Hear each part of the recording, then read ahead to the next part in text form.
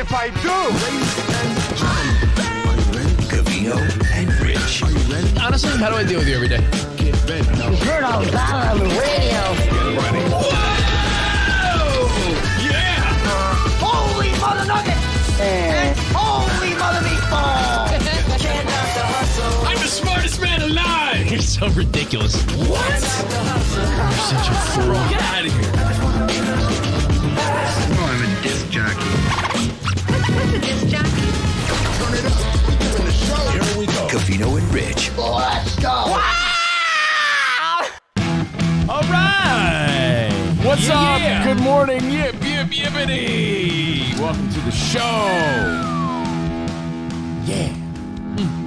Yeah. What's on your mind today? Oi, oi, oi, oi. Oi, oi, oi, oi, oi. What's on my mind? Yeah. Okay, what's Steve Covino thinking about? Being the man and pussy, yeah. Thank you, Pussy. Spot. Thank you. Yeah. Well, Tacos, next level, final level, entertaining, relaxing, Cole Maxon relaxing, sports, entertainment, life. It's what we do. That's on my mind. Rocking out. That's on my mind. Rocking out is always on my mind. which is why you're a huge Judas Priest What fan. I like to do, yeah, but I really don't like Judas Priest. Seems like you did yesterday. No, I was just speaking fast. Or being a super rocker. Welcome to the show, guys. So, what's on my mind? It's a weird question to start off the show. What's on your mind? I don't like weird questions like that. They're like way too open-ended and they feel personal. But I know it's not meant to be. I'm not coming at you. Sorry. Easy, bruv. I'm not trying to come at you, but it's like, what's on your mind? Easy, bruv. What's on your mind? Sorry. How was your No, because night? my immediate feeling, and I try not to be rude, is like, what's on your mind? Like, that's how I feel. Isn't that awfully odd and defensive? No, because it's a weird question. It's like, I don't know, ready to do the show? I don't know. We do a talk show, radio show, podcast for the last 15 years. Asking you what's on your mind isn't necessarily Every time. fucking You do weird. that. Here's what Rich does when he's like out of words. Ready? He'll stop just like that on a dime and go, what do you got?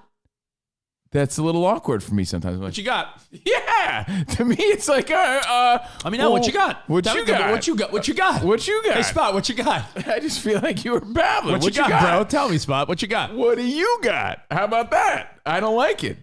That's my retort to those questions. What do I got? What do you got? I keep it moving. Yeah. So anyway, you want to know what's on my mind?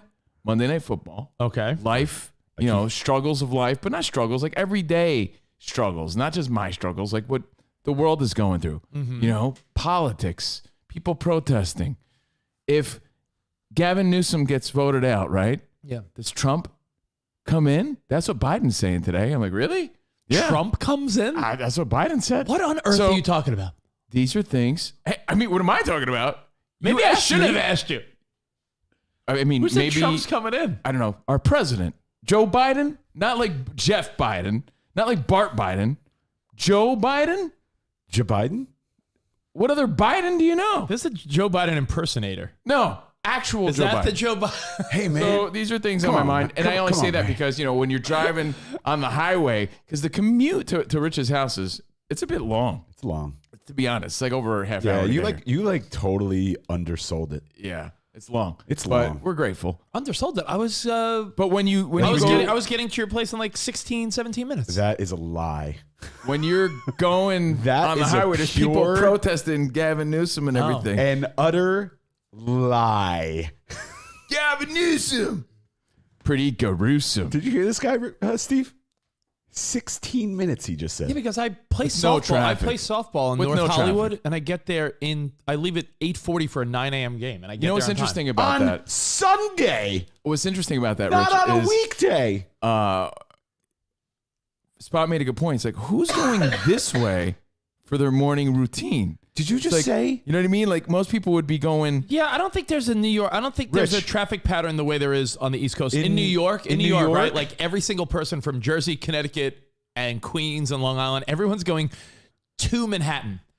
That's like me When saying. you live out here, I don't think there's no like everyone's headed in one direction. That's like me saying, if we lived back east, that's like me saying, from Scotch Plains, New Jersey, it takes 15 minutes to get to Manhattan. Well, with traffic I work on a and Sunday rush afternoon. hour, it's completely different. Sunday so. morning? Are you fucking kidding me? That's what you compared it to? Oh, Saturday spot, not Sunday. Still. So those are things that are on my mind. You're 8:45 on a Saturday morning. Oh, Jordan's saying he's referring to Larry Elder, who has the same view as Trump. It was a metaphor. Yeah, I'm just reading headlines here. I was like, so, yeah, thank you. What the heck? Thank you, Jordan. Yeah, a lot of people. I have to get my Trump. But no, a lot it's of on my people mind. hit me You've up seen saying- a lot of people protesting Yeah, a on the lot way of in people today. hit me up being like, "Are you voting out Newsom?" I'm like, I don't. I have to go to Chipotle today, get a burrito. I got to go to the gym. I ran out of deodorant. I need to run some errands. So Well, thank you. I'll see guys. if I have time to vote out Newsom. Thank you, Alex Berman. Thank you, After Show Belater. Thank you, Stefano. Thank you guys for being here. Yeah, there's a lot of traffic heading this way, so that's on my mind. But Monday Night Football is also on my mind, and I have a very unpopular opinion, as social media likes to say. Unpopular opinion time. I really didn't enjoy the Manning thing last night. Oh, and my God. I agree with you, though. Then I agree with you that it's the future. I do. Okay. But does the future just mean like we like low quality, poor quality production? If that's so, then yeah, I'll stay old school because I agree, great insight. I agree the Mannings are entertaining for athletes. I paused Monday Night Football last night. I hated the quality and the production quality of it. I paused Monday Night Football last night. Yeah, just felt bigger. And ABC feels bigger and better. And I went to get a little snack. Went to get some Lucky Charms because when you got kids, you fucking eat cereal at 9 o'clock at night randomly. I mean, I think you just always want to do that. I mean, I don't. Yeah, but I didn't have cereal in the house when I didn't have kids. Did you have like Lucky Charms on standby when you were like a single guy? I didn't buy them personally because, yeah, I try to avoid that. But, you know, just living with Jordan, she has cereal all the time, and I look at it, and it screams my name in the pantry. So between Melody's cereal and her cereal, like, I always want to house that shit.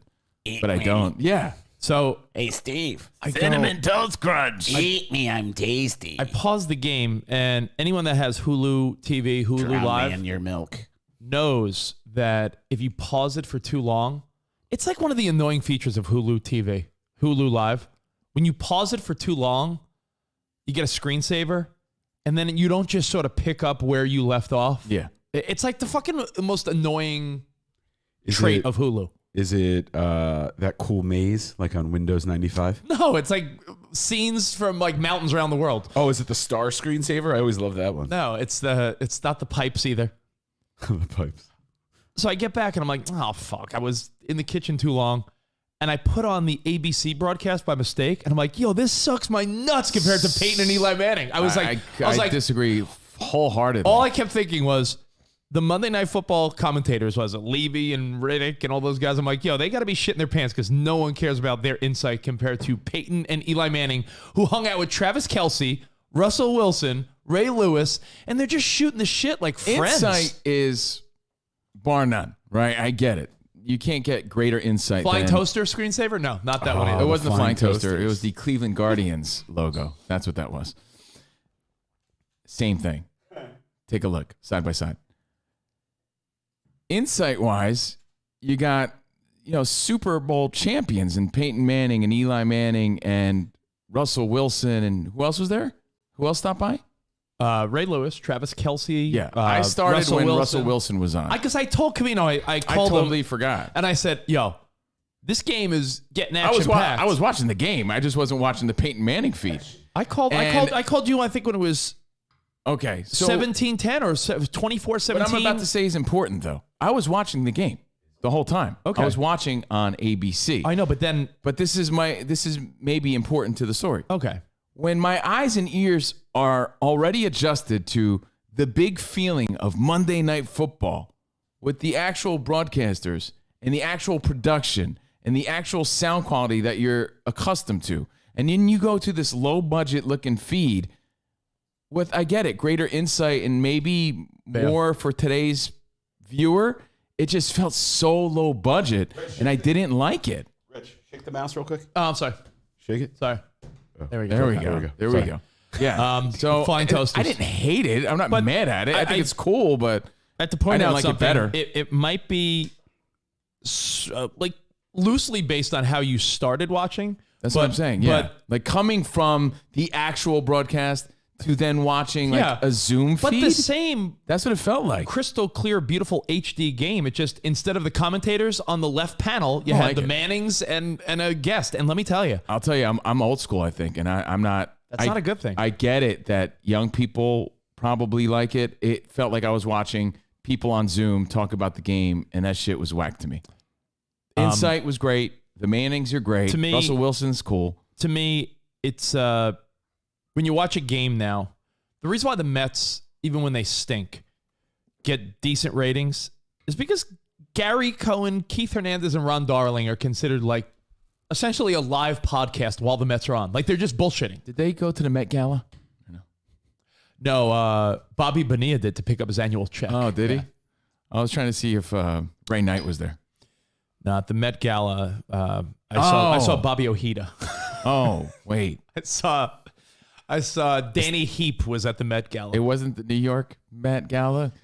I was hoping I could be Tim Tuffle's guest, but continue. I'm sorry. Hold on, is Covino 65? No, he's 45. But I give you perspective, Cubs fan. I'm not jumping on the bandwagon like everybody It's else. not a bandwagon. I don't like it. It didn't look good. And you know what? Here's my great assessment. I was like, okay, relevance is a choice, as our buddy Gates once said, right? Yeah. Relevance is a choice.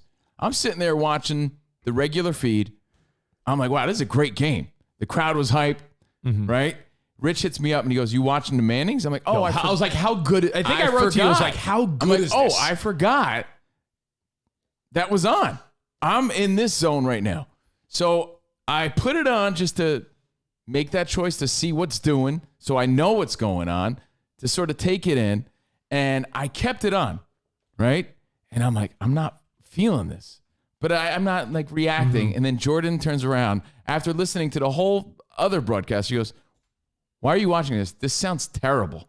It's like these guys are boring and this is horrible." not a And she sports just fan. reconfirmed, no, the quality of it, the way it looked boring. It sounded echoey and hollow and terrible. It just sounded empty. And then when you go back to ABC, it's full. It's crisp. It sounds big. It sounds and feels like Monday Night Football. Watching the Mannings, for as entertaining as they are, in that setting, doesn't feel big. It feels boring. That's how I felt. To each his own. Yeah, that's with how I provolone. I will promise I don't want to fight with you about it. I'm just telling you that is how. And I don't want to shake feel. your mouse. Shake your mouse. Sorry. And I don't want to feel like, I got some old guy opinion. I'm just telling you, like, if the future means we lose quality, I don't like it. Well, I really don't. Well, then you want to be. You know you are. You're the old DJ. And we're a guy doing a podcast right now. You're the guy. so You're it's just how I JoJo feel. Morales. You know who JoJo Morales is? Well, then Peyton Manning and Eli should do it with great microphones and They you know, did. better than Zoom quality with Russell Wilson. Like, it sounded like shit. Russell Wilson came in with a shitty mic in like a gamer But setup. they were in a studio. They were in a studio. I know, but it didn't look good and it didn't sound good. When Well- you went to ABC, your shit was like, yo, feels big. Monday Night Football. So what? They need to be like sitting on the edge of the stadium. Man, like, these are my looking back, like, observations. I'm telling you. I we understand. are. I respect like what they're doing and trying to do something cool and different and more interactive. Is it Allegiant Stadium? Yeah, Yeah. Allegiant Stadium. Here we are at Allegiant Stadium 65,000 for Monday Night deep. Football. So Like you want I them called sitting in front Covino. of the- and I text Covino and I just said, "Hey, dude, how great is this?" And I guess it is. I guess it Game is is great. perspective, right? Of like what you're used to, what you want. And I thought the Manning broadcast made me. I'll tell you what it did. All the potential's there for sure. I'll tell you what it did. I'm not going to deny It that. made for me Monday Night Football something that is on the in the category of like must watch right now, right? Mm-hmm. And if you told me the game was being called by Al Michaels and Chris Collinsworth, then I'd say, "Ooh, this is tough because it's the best announcers versus the Mannings." Monday Night Football's announcers, no offense, Levy and Riddick and Greasy, like they're like the bunkest team. So it's like the Mannings and their A-list athlete friends. Andrew Hart says the Manning thing felt like it belonged online. Yeah. Which It's is a good assessment. Which is exactly. a great assessment, which is like, I don't like this low budget broadcast. I just didn't, especially coming after. It's like the original broadcast spoiled me a little bit. It gave me what I expected. Andrew and was then I saying- sort of downgraded when I Andrew watched the Manning thing. Also said the insight from the Mannings was yeah, dope. I'm not Peyton, denying that. I'm not denying that. I'm Peyton talking was from so good. I'm talking from a production value. It just sounded like shit, and it looked like shit. And I know that a lot of younger people are cool with that. Yo, I'm just Monday not. Night Football usually stinks. Oh, but that game was sick. No, but the games haven't been great historically, right? Because what's the highest rated television show in America? Sunday Night Football. Year after year after I thought year. it was That was Monday Night Raw. Yeah. More than Idol, more than Raw, more than AGT, more than any primetime This Is Us or anything. On The this number show, one show. On this show, it's Ted Lasso. The number one show. Easy, bruv. The number one show on television year after year after year is Sunday Night Football.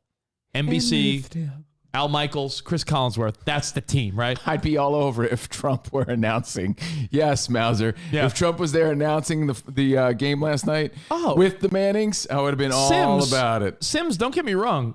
Riddick, nice guy, knowledgeable, but He was he's super no cool he's no with Chris us. Collinsworth. He's no Al Michaels. He's no he's no Buck and Aikman, who are like a staple voice for Fox. Like, I'm telling you right now, the Manning thing is the wave of the future. Now I'm not going to debate that. and I'm not saying, I'm just saying I didn't like it. To Monday Night Football. I'm here announcing the game. It's going to be the best game ever. The That best shit would be game you've funny. ever watched. We're here at Allegiant Stadium. to so. watch. Innovate or die is what you always say that Gary Vee says. That doesn't mean I have to like the taking the production quality. I am not debating. Let me make this clear They're once about again. to get pounded harder than Joe Biden did in the election. I'm not debating the credibility. I'm not debating the insight. I'm not debating the tomfoolery that the Mannings bring. Yeah. I am telling you that I don't like the production quality of that broadcast. No, that's It okay. sounded I'm sure- hollow I'm and sure- boring. and that's so I went okay. right And back that's to the okay. crisp, exciting sound of Monday Night Football. I went back and forth, but that game, look, don't get my hot take. Don't get lost in that when the game was so freaking fantastic. The Monday night game was Monday just night- one of the best Monday night games we've seen in years. That's It was Oh, great. yeah, it was Like, the drama at the end was it was an ridiculous. exciting. The drama was ridiculous at the end. fourth quarter and Yeah. overtime, and The overtime add the was insane. Mannings to the mix, and their tomfoolery, as you said. I think it was a fantastic game. And I do like to go or respond to Daniel Javier Feats and you, Rich. I'm not debating it's the future. In fact, I think that's kind of cool. But I still like the other way better. You know what? It's. By the way, Spot, Yeah. shake your mouse. Oh, damn it. These are great old school screensavers. It's taking me back. Hold No, on. the I want to best see one what for I want me to see was what's going pipes. to I want to see what's going to happen with the pipes. Wait, The where aquarium was the best are they one. going to go? Oh, the orange pipes just came in. I always like the aquarium. All right, I'll shake the mouse. So, if you didn't watch the Mannings last night, Spot, I asked you to get a couple clips queued up. Are they really if that you- funny, or are they relative proximity funny? Like they're funny for athletes? Yeah, but you're the guy. I'm asking you. No, I think they're really funny. I Okay. think, but you're also the guy, Covino, that every time, what do you say to us? What do you say about us? In fact, every interview we All do, eyes on us. every interview we do, like yesterday, we did an interview. Someone Want to take an Ussie? Want to take an Ussie? an Aussie, yeah. Let's take an Ussie. Every interview, anytime anyone's ever asked Covino about himself and his career, Covino talks about wanting to have fun. An Aussie. Ussie. Ted Lasso jokes. Yeah, man. it's not a selfie. It's an us. Ussie. It's an Ussie. When are you gonna watch? Never. You've made me not want to watch. I don't like where the storyline's going. I'll tell you about that You've later. made me so much. You've talked about it so much. Now I don't want to watch. Like you passed the level of. That's oh, not, I don't care. You passed the level of intrigue to now I'm just like sick of it. You'd love it though. You always talk about like, yo, why are sports people like? Why are they all suited up and this and that? Sports is supposed to be fun, and meanwhile, now they deliver something actually fun, Bro, and you're like, you're you know what talking I like? about I like content again. No, but I'm talking about quality. But you're I'm talking about about production quality. But you're talking about it listening sounded to- like asshole. You're listening. I to don't like that. Levy in the booth. That's your I answer? like the sound of it. It sounded big. It sounded big. It sounded crisp. It sounded like Monday Night Football. This shit looked like somebody's like Wayne and Garth were broadcasting. I didn't like it. Not for my Monday Night Football. Not for my Monday Night Football. All right, well, hey, that's all. play I'm not talking. I'm talking production quality, man. Play I'm not just, talking about the fun and the fine. innovative stuff. That's fine. That's cool. Play a clip of Eli and Peyton last night. It was just Oh, you're gonna play the highlights. not the highlights. I watched the whole time and it was really just fun. But these are the clips people were talking about on Twitter and social media last night. Everyone was leaning more in the direction of, yo, this shit's hilarious. It's fun. It's different. And like, why would you want to watch the original broadcast I wasn't feeling when you could have this? Okay. Riddell makes precision fit helmets now. They fit your head specifically. Yes, for big heads. All right, that's the new thing. You need some more powder on that forehead. You look like you sprayed Pam all over it. Okay, here we go. Now it starts, Ray. Riddell. So they're like making fun of Eli's. They're making fun of Peyton Manning's head the whole night.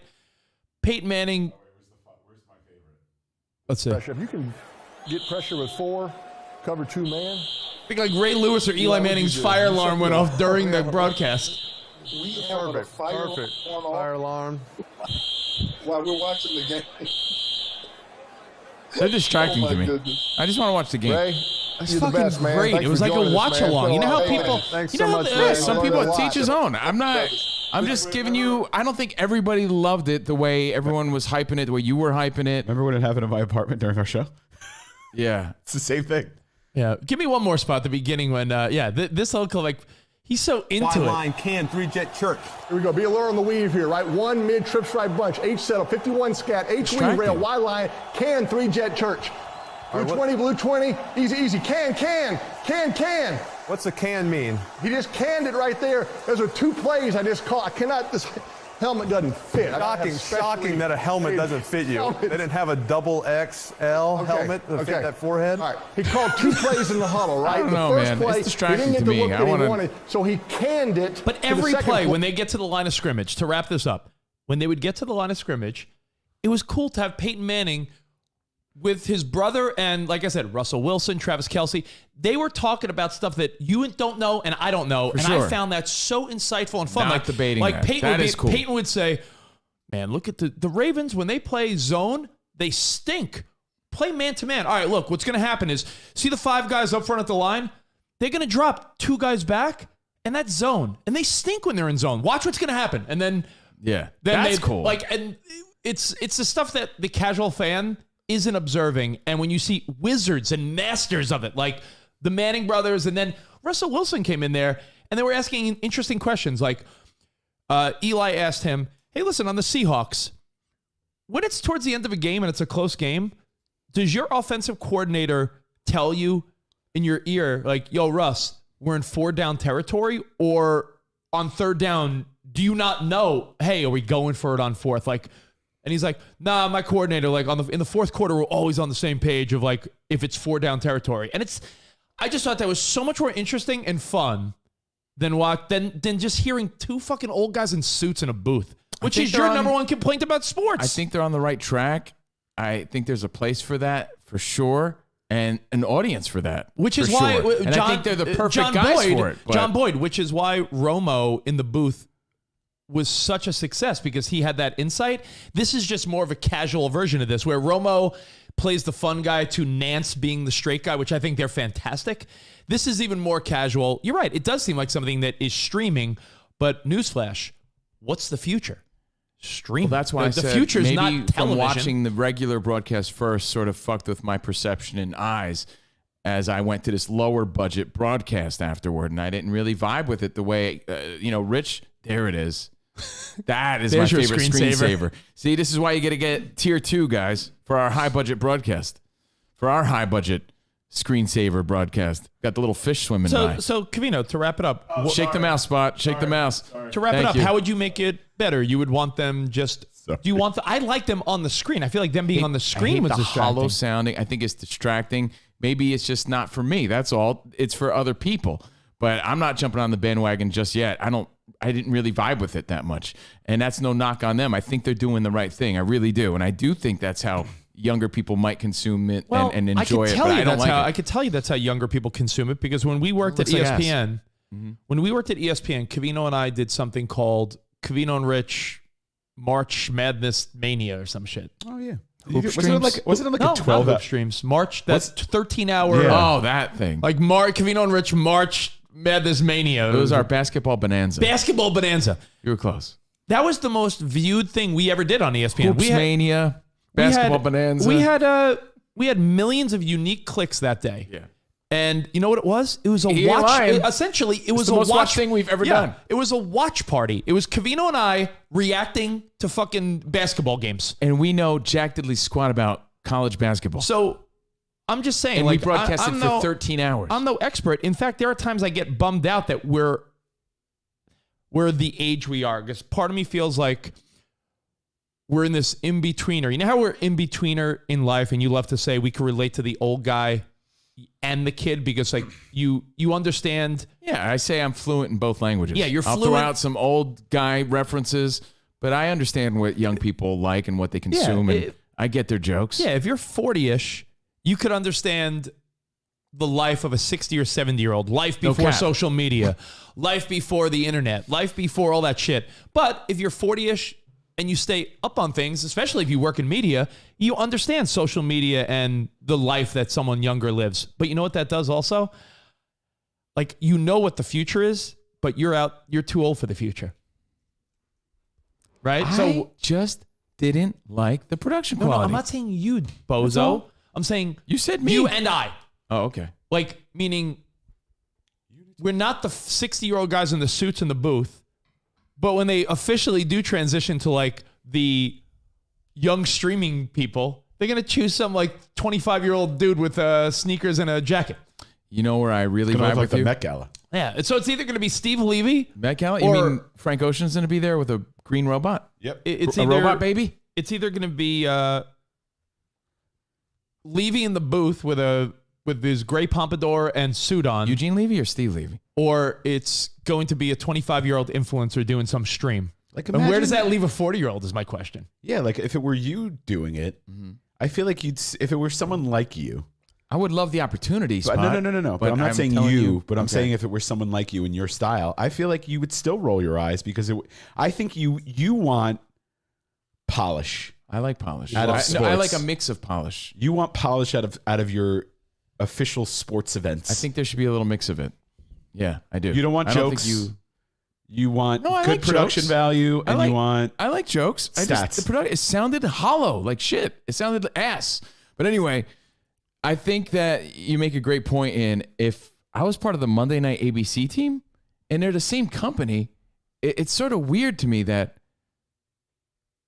they'd be cramping their main broadcast for the Mannings. You know what I it's mean? all like, the money that comes back to them. I get It's it. money but plus it's money. like, I I'm told with you you that they must feel really weird about they're losing some steam to a lot of people, even just checking it out of curiosity. Yeah, I immediately, when I was reminded that the Mannings were on, thanks to Rich, I immediately switched to channel to see what was going on with the Mannings. There was a great article about how ESPN is a sinking ship.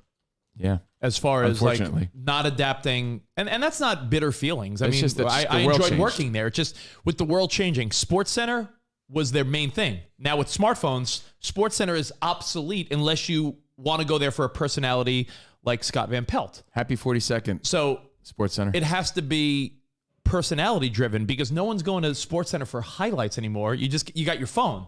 So they're saying ESPN, Fox, I do. I really do. CBS, all these companies, NBC Sports, they need to innovate because the old ways of consuming sports. I don't know one person that watches SportsCenter. You're sitting right next to me. Except you. I honestly, I don't. 24/7. Jordan has my witnesses. But So I always don't on. know, like, what do you get But on that doesn't mean I don't use I have a Twitter question. and everything else. What do you get It's on? just I'm background curious. TV, man. Just background. 24/7. Yeah, but Like, if you know how wanna you have Coco Melon on 24/7? That's because I have kids. Well, guess what? 24/7. I don't have little He's a kids in big my kid. house. He's an adult and kid. my daughter doesn't really watch TV. He's a So man baby I that don't like likes sitting SportsCenter. in silence like Jordan does. You know, she sits in silence. To me, I that's will- more weird. I will, I like putting the sound of like some live sounding shit, Now, and I put SportsCenter on. This it. might sound crazy. The Yankees to you, aren't on. but like comforting to Like me. yesterday, the Mets got beat 7-0. Embarrassing. If I go to ESPN or Fox or any of these apps, I mean, I know right how here. it No, works. I know, but look at that. 7-0 Cardinals. Right? What is that button right next to it? Highlights. a video stream. So why on earth would I sit through nonsense when I could on demand get my Background. highlights? I'm not sitting there tuned in to everything that Sam Everett's saying. I'm just saying streaming Did is I say Sam? Stan. Sorry. it's a sinking ship, and Not debating that's no knock on an old company we worked for. Just as far as its content needs to evolve, right? You see companies I applaud them for doing that. yeah, There's no doubt. and like look at companies like Barstool and John Boy and all these as Joey Votto calls him. John Boy. All these media companies that are more Good night, John Boy. more streaming and viral clips and stuff like that are really pulling the steam from the big boys. Well, guys, you buying into this hype? You can give us a call, 412-267-7469. Throw up the number, Spotty.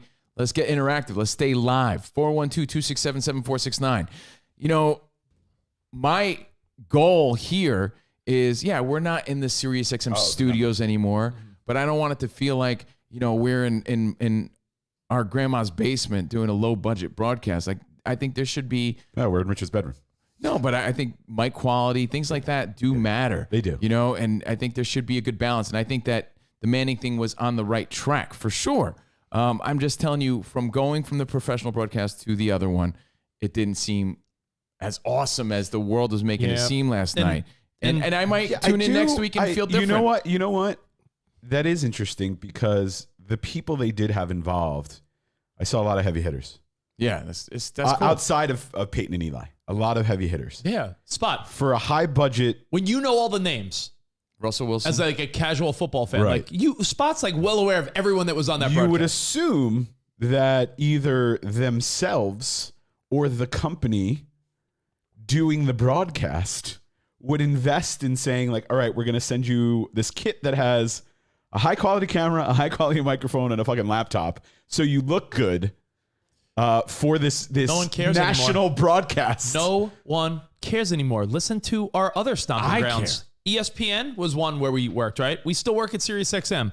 The other day, I heard like a guest DJ spot, and it's like, hey, it's I don't like that. I don't know. It's hey, it's Jet. We're taking Sounds over like Pop shit. Rocks, and I'm That like, sounds like ass. I was I like, hate if it. Jet's gonna take over Pop Rocks, or are they gonna have some band take over a channel? This is what they sound like.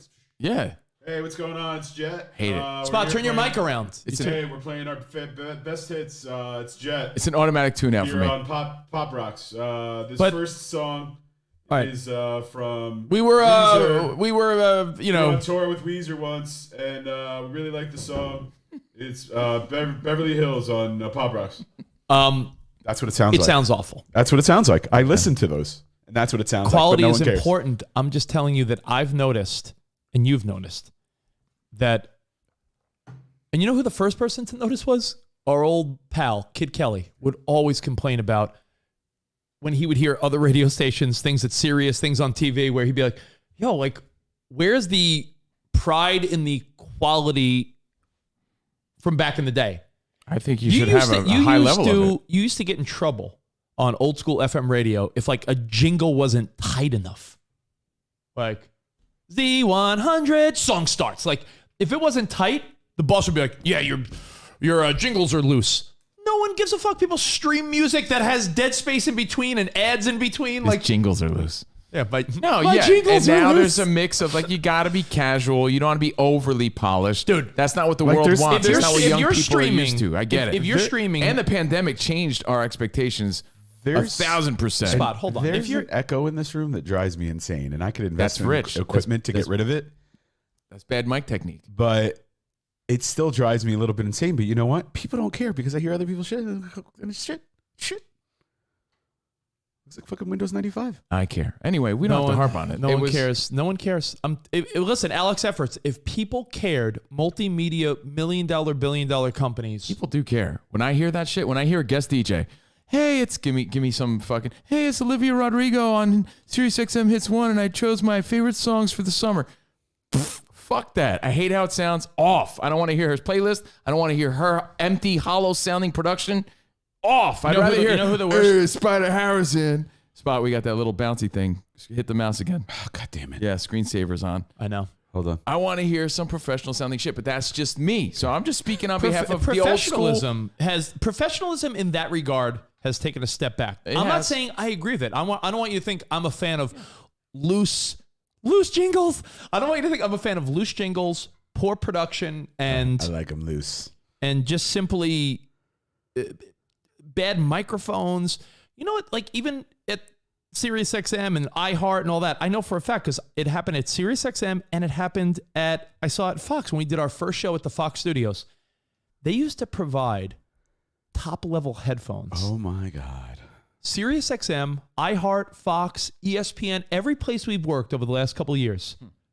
You're right about this. It's a lower level headphone now. But like they used to have these like beautiful Sony $200 headphones that were the industry standard. The industry standard went from what's the model number, Spot? Do you remember? The MDR 7506s. That's not the MDR 7506s. I have a pair here. Because these are my SiriusXM headphones that were it was like standard. They were assigned to me. Yeah. I didn't steal them.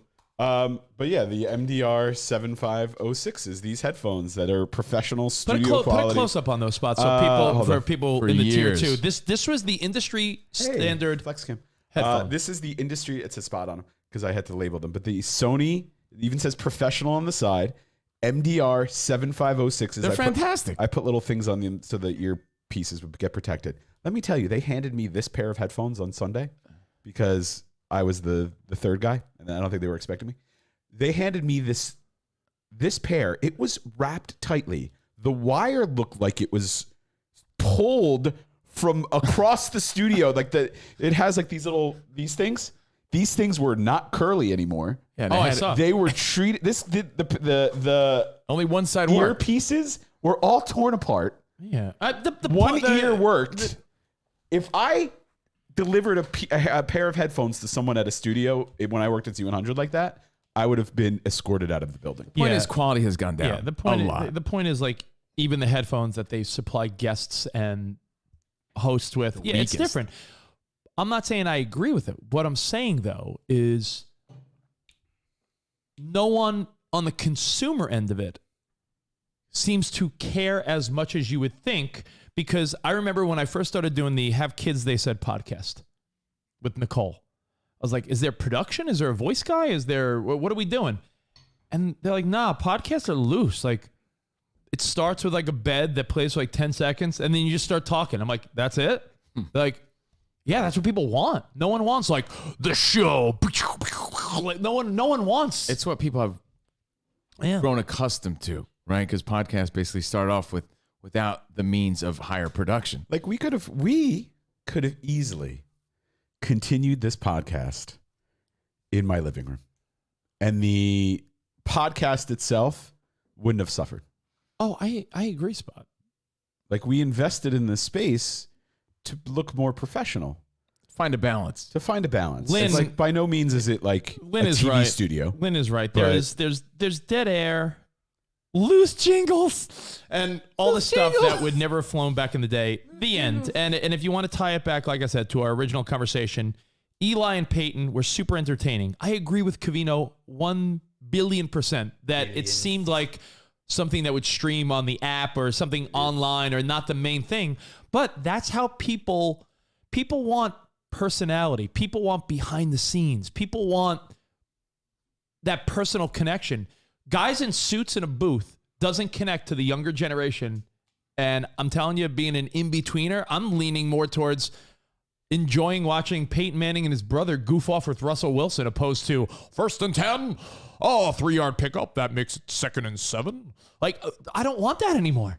I want Peyton Manning getting his big head made fun of. I'm torn on that. But I will tell you this. Spot. Oh, that was a great one. That's a great screensaver Spot. The astronaut that's just floating by in space. He's an astronaut. To wrap it up, this is our way of just making observations and acknowledging something that happened last night. Hold on, my mouse came disconnected. Hold on. Yeah. Wiggle the mouse, Spot. No, it's disconnected. Hang on. We got the space there we go. satellite screensaver. Well, this is just our way of, again, bringing up something that should be acknowledged because it could change the way we view sports in the future. I don't think that broadcast was cheaper. PT 23 No, West. I don't think so either. They're paying for fucking Eli and Peyton Manning to host a show. Not even that. Their setups were nice. If you see, Peyton was at the ESPN like studio, wasn't he? Where's like here? Look at this setup. Peyton was at the ESPN New York or Bristol or at LA this. setup somewhere. Look at that. That's Yeah. not a cheap setup. It's a legitimate studio. You know, they brought in a leather couch. That looks like it's from West Elm. I found it It's a nice leather couch. a little That's distracting. at least a $2,000 couch. The Well- end. So it happened. But again, what I don't It's want to got get an lost in all iPad. this, yes, we observed what happened, but man, what a game last night. Yeah, let's Raiders pulled it out 33-27 in front of 65,000 in Las Vegas.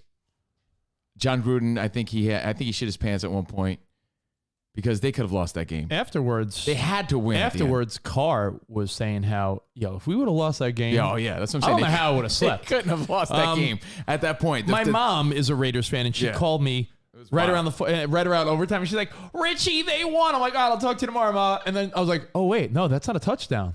Well, And- let's just say that they came back strong and they made it a game. At first, it really wasn't a game. They were playing good, but the Ravens were winning. Yeah, it was a back and forth. It was a back and forth game the whole game. But then the Raiders come back and, man, they really make it a game. They tie it up. And by the way, the Peyton Eli thing is an all-season thing. I wonder if it shifts where that becomes the main broadcast because ratings will dictate that. That would be crazy.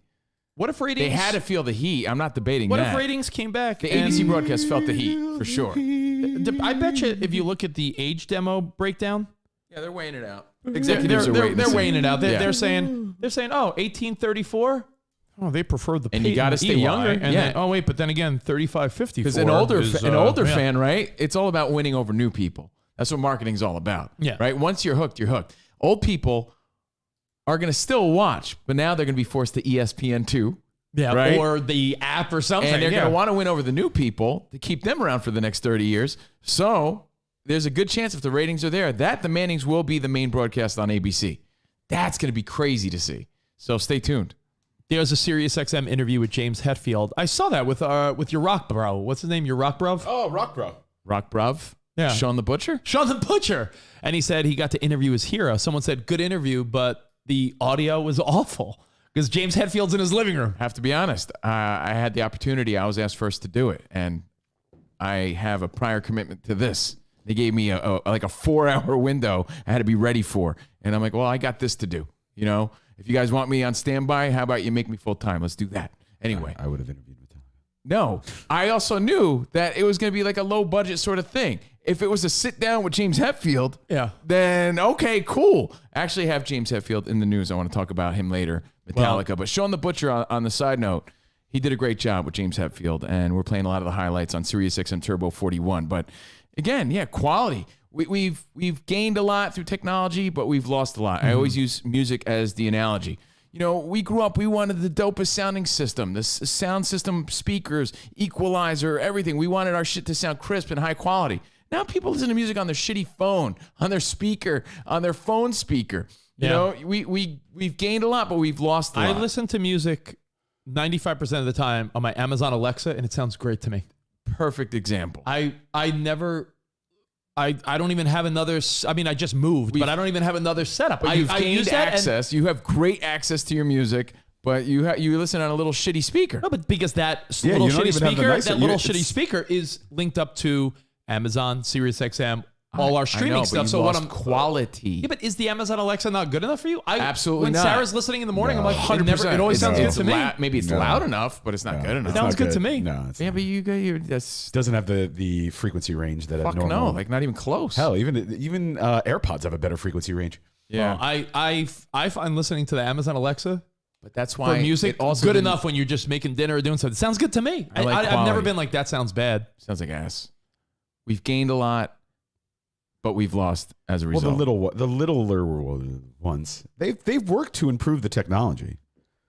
That being said, you should set up like And- your Sonos. and when the I'm- Sonos speakers have a little bit. And by the better way, when beefiness. I'm hold on, I'm gonna get it right now. How about like just a stereo sort of sound? You can't have a stereo sound. You don't have a Bose Wave radio. Bose. Anyway, thank you guys for hanging out with us. Like I said, our this is just our observation about what what is happening, calling it as we see it. I see the potential. I just don't like it. I get what they're doing. I think it's important. It's just not for me right now. I gave Rich the mouse. But Rich. Oh, this is a cool one. I gave Rich the mouse. Rich, when you're back. I'm back, Spot. I'm back. All right, shake the mouse for me. I like that. Yeah. And by the way, this is no commercial because you can get those are whatever one good. you want. But Those are nice. I use this for the pool.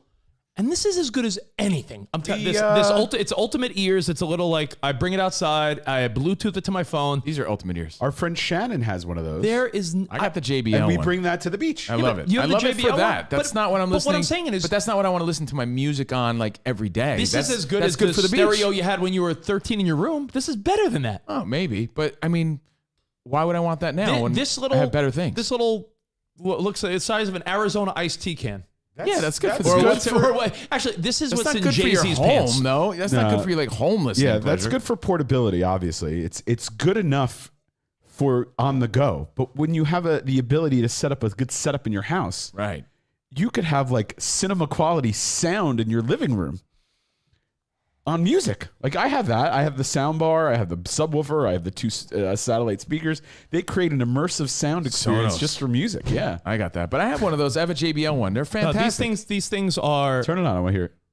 This? I want to hear it fill the room. I don't know if it's charged. I don't want to waste time with it. I think it's called the Flip or something like that. The JBL one I totally endorse as well. Yeah, they're great for portability, for the pool, for the beach, things like that. Anyway, moving on. The Raiders win 33-27. How do you even describe what happened in overtime, though? Or at the end of the game? How do you even describe it when? All right, I'll describe it to Spot. I'll describe it to Spot, who I knew didn't watch the game, to give him a. I'm like, oh, Jordan, you don't even know what's going on. This is insane. How But do you it was know? like too long because it's like too What long I and did convoluted last to night. sort of break down what How happened. do I know what you did last night? I would bet that you did not watch Monday Night Football. What do you think I did last night? You watched NCIS, Nope. made some candles, and made love to your wife. Ooh. I think you're giving him more credit than he deserves. I think he made a I think he made a fucking mess in the toilet. Is what he did. what was yesterday? Monday? I guarantee he did that. He Did not do any of that. Dropped the number 3. All right, you know what Spot Did did not last do night? any He of made that. a cool video. He made a cool video for our merch. No, I did that like a month ago. He made himself dinner. I don't know. I'll tell you what you didn't do. Watch Monday Night Football.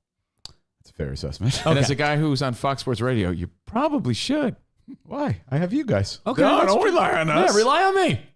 So, Spot, the Raiders are playing their first game. Don't rely on my hot take. You guys just talked about Monday Night Football longer than the actual game, so You know I'm good. Really? You want to rely? You know what my hot take was this morning? What? I don't like it.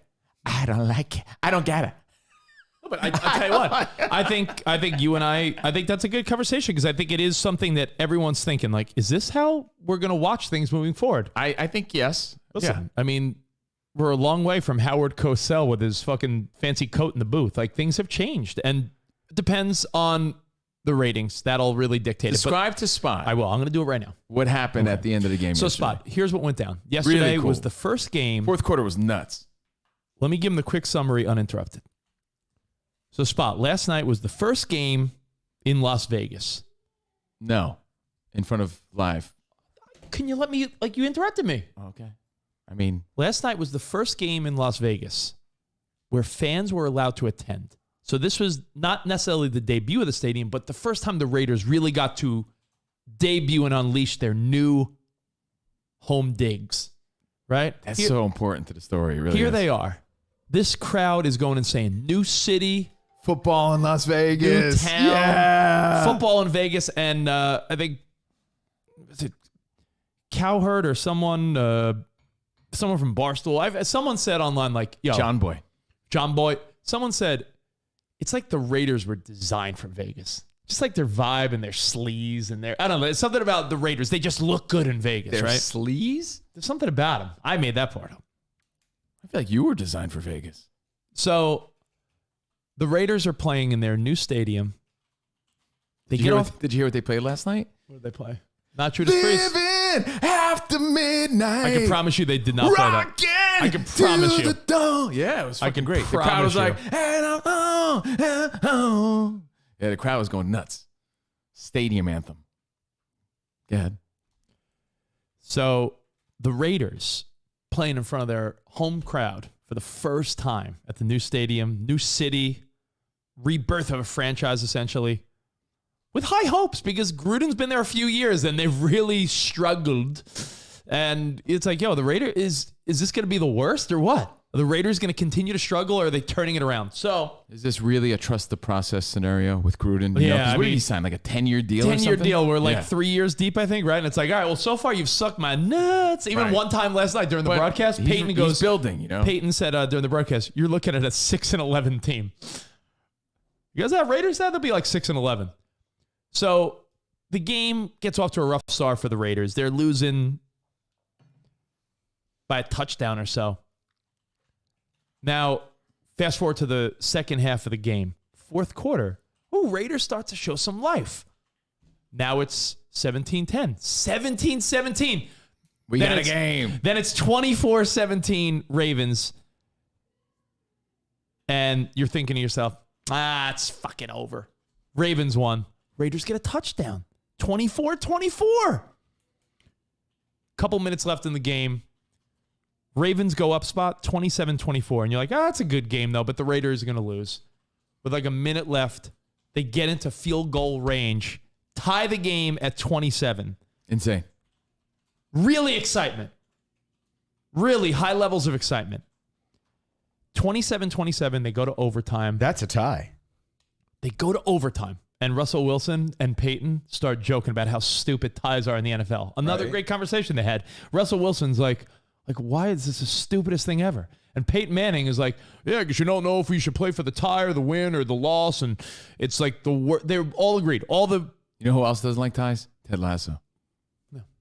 No ties. See? So don't want to watch it at all. Ted Lasso, so good. No desire. It's pretty good. I like the characters, bruv. Right. Covino loves Roy because he feels like he's sort of like a combination of Ted Lasso and Roy. So, tie game spot, overtime. Raiders get the ball. They drive down. And in their first game in their new stadium, holy shit, long pass. The guy breaks loose, dives for the end zone. Touchdown. Raiders win the game in overtime. Everyone's going crazy. Bro. All the players storm the field. I'll tell you, the best line I thought Peyton Manning had, one of the Mannings said, luckily they didn't exchange jerseys or anything like that. Oh, yeah. Because the game was over. They were shaking hands. They were bro hugging. Oh, yeah. The coaches Vegas shook is going hands. nuts. Like, yeah. it's insane. They won the opener in Vegas. Yeah. You hear the PA. You hear the PA goes, the final play is under review. Do not, please step off the field. Like, they have to step off the field. They go to the booth and they're like, after the review, the runner was down 1 foot short of the goal line. So they call back the touchdown spot. They review it. I don't feel like you care, but No, I do. oh, okay. So again, no touchdown. No touchdown. No So touchdown. we're looking at no touchdown. As far as right. everybody thought, the game was over. They're like, Raiders Carr was win! shaking hands. Holy Gruden was shit! celebrating. Like, it was over, and then they restart the game. Raiders win their first game. Holy shit, it's crazy, right? Russell Wilson was the first to say, "Yeah, no, I don't know. I don't think so. I don't know. I think they're gonna call this back." All right, so now Spot, all the momentum and good feelings were like, all right, timeout, hold on. Raiders, Ravens, all right, everyone get back on the field because now it's first and goal from the 1 foot line. Peyton Manning immediately says, what you can't do right here is some type of weird hard count.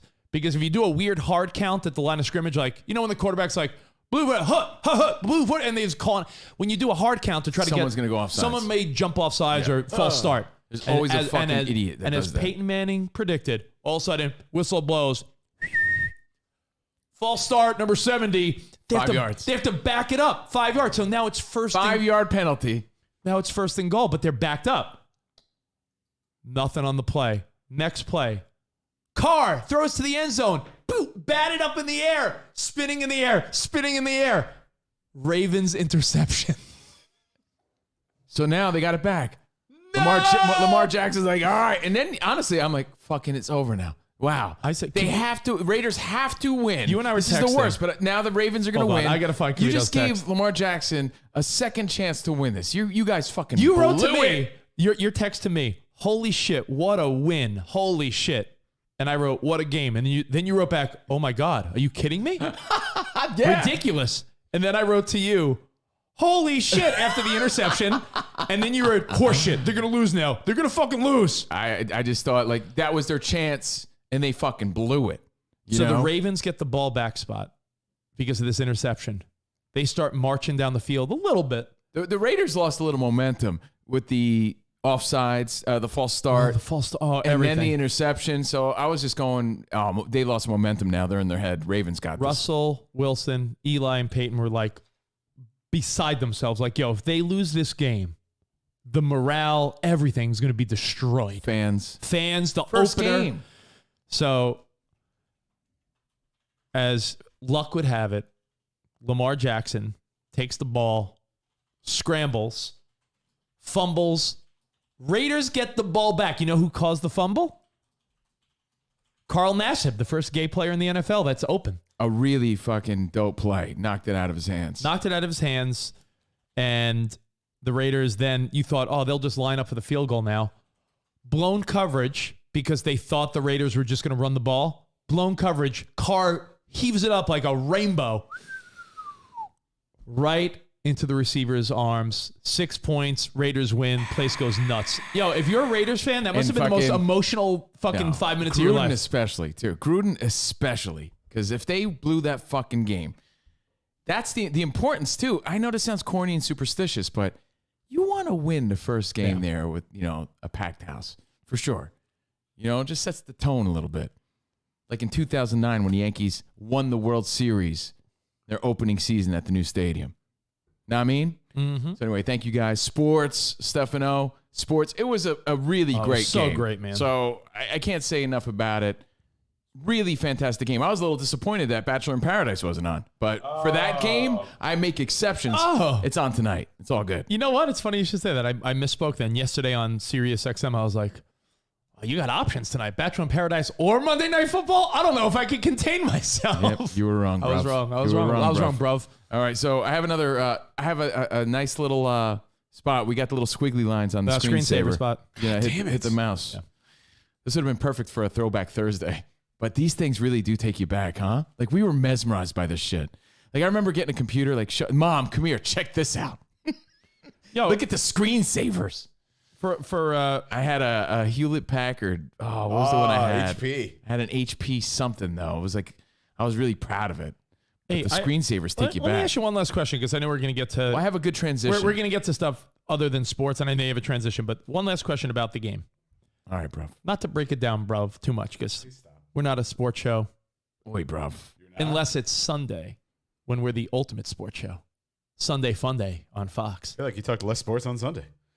Yeah, but this is two exceptional things happened. This is exceptional. We Spot. saw a broadcast. It was more about what could be a significant change in broadcasting styles in the future, right? That happened last night, and just so happened it was one of the fucking, and it just adds to that Peyton Manning momentum. Yeah. It was one of the best Monday Night Football games in a long time, and the crowd was hyped. Yeah, Spot. You even got invested in the story based on the sound quality and just radio and television and broadcasting. It's just.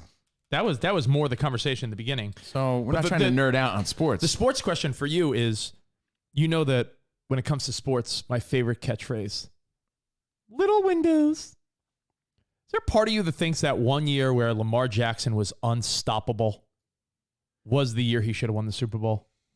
And I'm not saying the league figured him out. I'm not doing that. I'm not giving you that. I'm not giving you that dumb response, but sometimes everything's clicking just the right way and you can never It's like in a relationship. You ever with someone and you're like, yo, during this stretch of our marriage or relationship or something, things were clicking, then it was never the same. Like Lamar Jackson and the Ravens, they're a possible playoff team. They could be great, but do you remember how, like, they were at one point 2 years ago, it appeared they were unbeatable. And then they lost in a fluky game in the playoffs, and that was the year the Chiefs beat the Niners in the Super Bowl. Do you remember everyone thought, oh, it's gonna be Ravens-Niners, it's gonna be Ravens-Niners. Then it ended up being Chiefs-Niners. Chiefs won, but I don't think that Lamar Jackson's days are done. I don't think that at all. But I'm saying that little window of where they seemed almost unbeatable, where they should have won. They were, dude. There was a stretch. You don't remember every week. Fucking hold on to the ball, man. Like he plays sloppy, but it's just what you get when. I don't know. When you play his style of football, I guess that's just the the other side of it. That's agree. the risk involved. I in agree what with he Andrew. does. He's a young dude. He has his whole career. He has 10 years left minimum if he stays healthy. I'm just saying, when you are so dominant and you don't win it that year, sometimes there's something to be said about like, yo, can you ever recapture that vibe? There was a vibe. People forget, 2 years ago, the Ravens seemed unbeatable.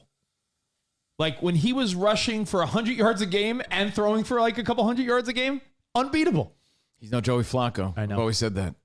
All right, so a great game, an interesting sort of broadcast, witnessing history.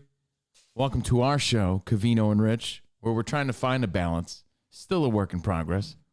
We still tweaking. We tweaking. Sorry, popcorn break. So what's your transition? What you got? You said you had a good transition. Yeah, transition. I'd rather talk music, maybe. Okay. Could talk music or could talk dumb hypotheticals. By the way, to wrap it up, Lamar Jackson, 235 yards, 1 touchdown. Carr had 435 yards, 2 touchdowns, 1 INT, and Joshua Jacobs had 2 touchdowns. So he had a pretty big game. Thanks. By the way, thank you guys for your support, and anyone that ordered merchandise, we thank you. Keep in mind, when we announced that the Covino and Rich store was open, again, thanks to your support, there was like an overwhelming. I wasn't underwhelmed. I was overwhelmed with the amount of people that showed support. And we got so many orders that just by default, it takes a minute to process everything, print everything, get everything everyone's out. getting their stuff now, which for is the great. one initial boom of the debut, the opening of the store. Here comes the boom. And just so you know, people are getting their merchandise. And by the way, if you want to post a picture of you with the merchandise, we'll retweet it. Oh, that's awesome. Put it like I know Alex Efforts and a few guys posted themselves in the shirts or cool. holding the mugs. We'll put it on our Instagram or Twitter, I'm whatever. very honored, We would very love humbled. to share your photo of you guys with the merch. It means a lot. I think it's super cool. I'm glad you feel like you're a part of it because you are. And, you know, if that's your way of representing, I think that's badass. And again, humbled by that. And I think it's super cool. But I want people to know that if you haven't gotten it yet, shipping confirmations are going out now. They're going out. And like even my sister, she got her confirmation like 2 days ago. Like, oh, finally. Like, yeah, I understand, Jen. But well, it was not, we didn't get stuff printed out. What it's spot called? It's print on demand. Yeah. So it's like they didn't print out hundreds of Taco Tuesday shirts. There's not like inventory. If you order of one, mugs. they print it out. That's how it works. But now that the initial boom is gone, if you were to order now and moving forward, you'd probably get it at a sort of normal way. But it's legit. We appreciate it. Look at Alex Efforts with the hog off. Wow. Did he buy a medium? I think so. It looks good on him though. So there it is. The hog off champion, Alex Efforts. Again, shop.covinoandrich.com. The merch is being sent out. People are getting it as we speak. And look out for yours, and we'll repost it. We appreciate it.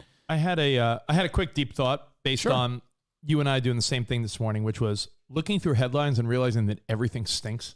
Yeah, everything stinks. And I just wanted to ask you a dumb hypothetical of, let's say this is not down. It's not going down a COVID path. Don't worry. If COVID never happened, right? Would Nicki Minaj have been tweeting some shit out last night? If coronavirus never happened,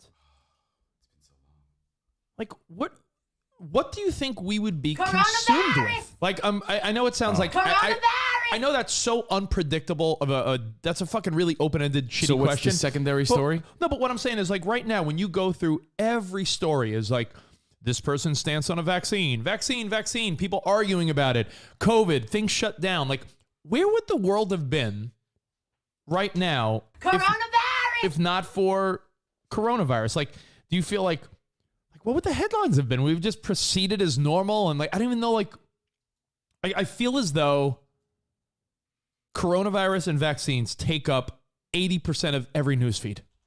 Not just social media. I'm saying like go to... Well, there would still have been a political divide. Go to everything. Before coronavirus, there was still the fucking let's get Trump out of office sort of thing going on, and that was consuming everybody's back and forth. Would we be consumed with more social issues? Like, what would be? Because something would annoyingly divide us and get our attention. Are you right? saying why are they distracting us with this COVID talk all the time? Like, what are they trying to hide from us? I'm saying if what's there the wasn't, real story? What's the cover up? No, I'm not even the littlest bit. I'm just kidding. Lay off the Fox News. I don't watch Fox News. I don't even I just got Fox News because I upgraded my package for football, for sports. Package. I just wonder. Stick with Fox Sports. I just wonder what you would have been talking about. Like, even everything from corny, silly sites like a BuzzFeed to a Google News to a Yahoo to old school shit like AOL still has like rotating stories. Like, every news source that you check has some. You've got mail. Has some level of every other story has something to do with COVID or vaccines, which means it's taking up the place of something else. What would we be fighting about? What would we be discussing? Would it really just be like, I don't even know. It's a dumb question because there's no answer. There's no real answer, but still, like, you think about how something like that consumed us for the last year and a half, which Probably means taxes. I don't know. Taxes, the worst part of the game. Taxes. If you ain't talking about coronavirus, where the fuck you at? Well, what was the big divide? Again, it was your political stance on social issues. And people hated things Trump was doing. So If not for COVID, Trump may have and probably would have been reelected. So you could say we'd be living in a second term of Donald Trump and people would still be complaining about him or something. Like, what would it's just a weird thought. Like, I guess it's really not a discussion because you'd be making up weird hypotheticals, but the last year and a half of our lives have been dominated by these headlines. So if this silly virus, this deadly virus, this time-consuming, all-encompassing virus has stolen every headline, what would we be talking about? It's always something. Spot, go to, just for the experiment of it, go to Google News, Yahoo, AOL, any email server that has like a main page where it's like 20 rotating, 50 rotating stories. What's the I secondary guarantee you, story? like every story. Let's go to Yahoo. Like Yahoo's a good one, right? Yahoo News. They're rotating stories. 9 out of 10 of them. Like, these are the places I look. These are the places I look for jump off ideas. And I'm like, next. Everything's fucking COVID related. Yahoo News. Pull it up on the screen, Spot, and just scroll, just to show people. I like what Andrew Hart said. Imagine all the people Rich would have seen in the meantime. Oh, wait. Oh, yeah. No, I've seen I'm vaccinated, guys. I'm vaccinated, so all good. Let's see. Yeah, there's actually, honestly, there's nothing. Let's see. The California recall. That's what everyone's talking about. Mm-hmm. Let's see. COVID-related deaths. Let's see. California. But the California stuff with Newsom. More vaccines. There's Putin. Yeah, but the vaccine, the California stuff, Spot, has to do with Newsom and how he handled apparently coronavirus. So everything about Newsom, a lot of it has to do with his response and all the stuff that went on with COVID-19. So, by the way, I'm sure people are still out there getting killed and murdered. It's just not making the headlines it was making before. By the way, right? Did you hear about this story? What? No, I'm just saying. Remember, Black Lives Matter was. I'm not saying it's not a big thing, but it was the main thing before all this stuff happened. Did you hear about the story in Which Vancouver? one? The guy that got crushed at a McDonald's drive-thru. No, I haven't heard it. He was driving through the drive-thru, right? Mm-hmm. He opened his door. He dropped something, right, out of his window. So he opened his door to get down and get it. But his car kept going, and he got pinned in between the door of the building and his car. that's awful. And he died getting McDonald's in the drive-thru. Well, it's not how you want that to go. wouldn't have been the story we focused on. It was but very Final Destination. Stories like that, stories like that would be more prominent in our lives, but they get pushed back further as a result. And like I was trying to say, maybe the police brutality thing would still be a main headline. Not that it's gone away. I'm not saying that it doesn't matter. It's gone away. Got to be very careful about these things. Mm-hmm. But it's not the headline and main story that it was before COVID, right? So Yeah, maybe so. Hurricanes would still be making headlines, according to Clove Man. What's up, Clove Man? There's always news. Yeah, I'm just saying, like, always find aliens. news. I don't know. Maybe aliens would I have don't been. know. Like I said, I understand what you're saying, Rich, but Oh yeah, it's great. they're They would have made something bigger though than There's it is. But always that's news. For the my ratings. point. I know I'm not I'm doing a terrible job. Not explaining. I'm doing a terrible job making it sound interesting. But I just think that in the last year and a half, 8 out of 10 headlines have to do with this virus, which means something else is not getting the headline. So what would we be focused on, harping on? What would we be annoyed by? Like, there's something that is just took the back seat, is what I'm saying. How about the fact that Elon Musk is going to put billboards in outer space? Like that barely made a headline. Yeah. Murder hornets. Murder hornets. The third one was discovered in Washington State. Game over. Thank you, Stefan. All right, that was my dumb thought. You can move on. I mean, you're going to skip over what I said about Elon Musk, though? That was the story. Remember that? Billboards in space? We never talked about it. I think it... Does it take approval? Can you imagine that you're looking up at space and it's like, eat at Joe's? And you're like, wow. You know, kids, growing up, we didn't have billboards in outer space like that. You just looked up, like, Dad, you just looked up and it was just a blank canvas? And you're like, yup. Whoa. The stars resemble the backlit canopy with holes punched in it. That's a song by Incubus, but you probably don't know I it. don't know that. Yeah. You don't know I Wish You Were Here? Yes, you do. I wish You were here. Yes, you know it. I know, I'm sure I do. wish Yes, you were definitely here. know it. I'm counting UFOs. Yes, you do. You know it. All right. So, speaking of music, oh, you're going to love this. Actually, you're not at all. You moved in. And I don't want to fight with you. I don't have the energy or the passion. What's up, Bill Jackson? More like Bill Waxon. What's up, Jonesy? There is another radio show on Sirius XM that I used to like. I'm sure it's still great, but it's on my shit list. That's okay. I don't have to like everybody. It's my own little baby grudge. My own little bitch baby grudge. It's all good. Who do you have a bitch baby grudge with? Doesn't matter. Why give props? Who gives us props? Let's count all the people that give us props. It's all the people watching right now. That's it. It doesn't go beyond this. Why? I don't know. I think we're too damn handsome. People are jealous. Why should I give props to anybody? Nobody gives us props. Ever. Ever, never, ever. People know. Do you ever hear anyone give us props? No, never. I never do. All right, so you have a baby grudge against someone at Sirius. Yeah. Okay. But someone had James Hetfield on their show, right? James Hetfield of Metallica. This was a cool moment. So again, cool things are still happening on the show. I'm not saying the show sucks. I'm saying I'm mad at everything. And like, oh, Metallica's here celebrating 30 years. They've been together as a band 40 years. But 30 years of the Black Album, right? So they got this Blacklist tribute album. They got this deluxe box set and everything. It's really cool. And they're having this interview with Metallica. And Write down who you have a grudge with. I mean, are you fucking dumb? Like, seriously? I didn't know. Okay. Like, how I don't could know. you not know? I don't know. What happened that you have a grudge? I don't know. What do you mean? What happened? Madison, I heard her on Lithium this morning. Way better. Yes, fucking Madison. I think she sucks. Way better than you. Just kidding. I think she's great. So, long story short,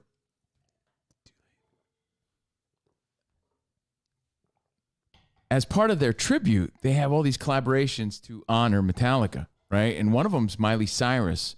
She sings Nothing Else Matters, and she does this collaboration with Elton John, too. So he welcomes fucking Elton John with Miley Cyrus to pay tribute to Metallica. Oh, I saw someone else was doing Enter Sandman. Who was that? Spot. Look, Weezer. Weezer was, yeah. I saw Weezer was covering Enter Sandman on the same album. Right. So again, there's 50. thought that was that's cool. 54 artists. There's several covers and renditions of Enter Sandman and things like that.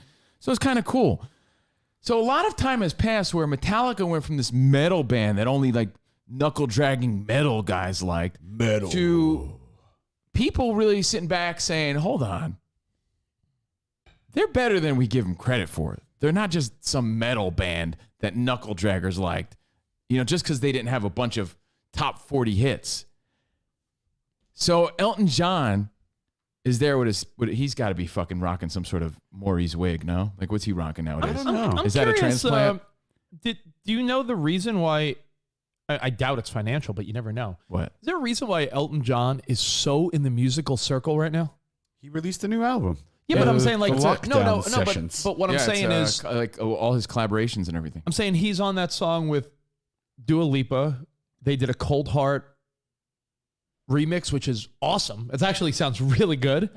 But I'm saying he's hanging with Ed Sheeran. He was on like Hits One, The Pulse, like Nicole the other day. I'm like, you have no business interviewing Elton John. She goes, I know. I was like, what did you say to him? Agreed. What did you say to him, Nicole? That you like Crocodile Rock? Like, you know nothing about Elton John more than, Did she promote have kids, they said? I hope. But she was, he made the rounds is what I'm saying. I'm just curious as to, did he say, hey, I'm like later in life now and I want to fucking do some stuff? Because Elton John toured with Billy Joel for what seemed like an eternity. He's not against collaborations. I mean, he's not. Eminem but what I'm in saying recent is, history. But that was 15 years ago.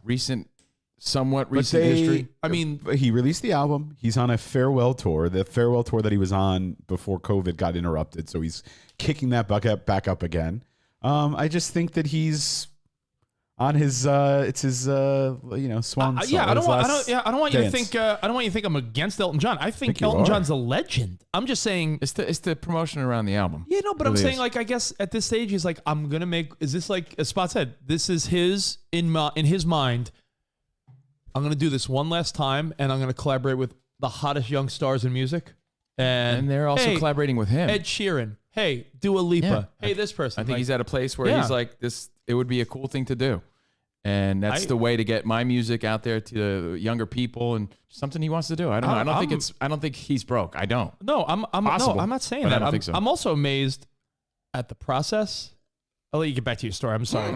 I'm amazed by the process. We bring these things up to discuss. Yeah, I'm amazed by the process that Elton John, from what I understand, reached out to these people like, do you want to work with me? Right. And imagine if Elton John gave you a piece of shit. Like, how do you, as a young artist, deny Elton John? Like, Spot, I don't want you to get flagged, but can you play just a quick second of Dua Lipa and Elton John? They did a remix to Cold Heart, right? And it sounds dope. It's like a dancey, current version of Elton John Cold Heart. But what if Dua Lipa's like, does he throw a little? Yeah. Does he throw that in there or no? No, because Cold. Does he throw a little bit of that in there or no? He should. But I'm saying, like, what if Dua Lipa's like, nah, I've had like 5 hits on my own. I'm good, Elton. That'd be disrespectful, in my opinion. But you don't have to. I get it. Maybe it's not something they want to do. I get it. That's it. Yeah. It's the version? I believe so.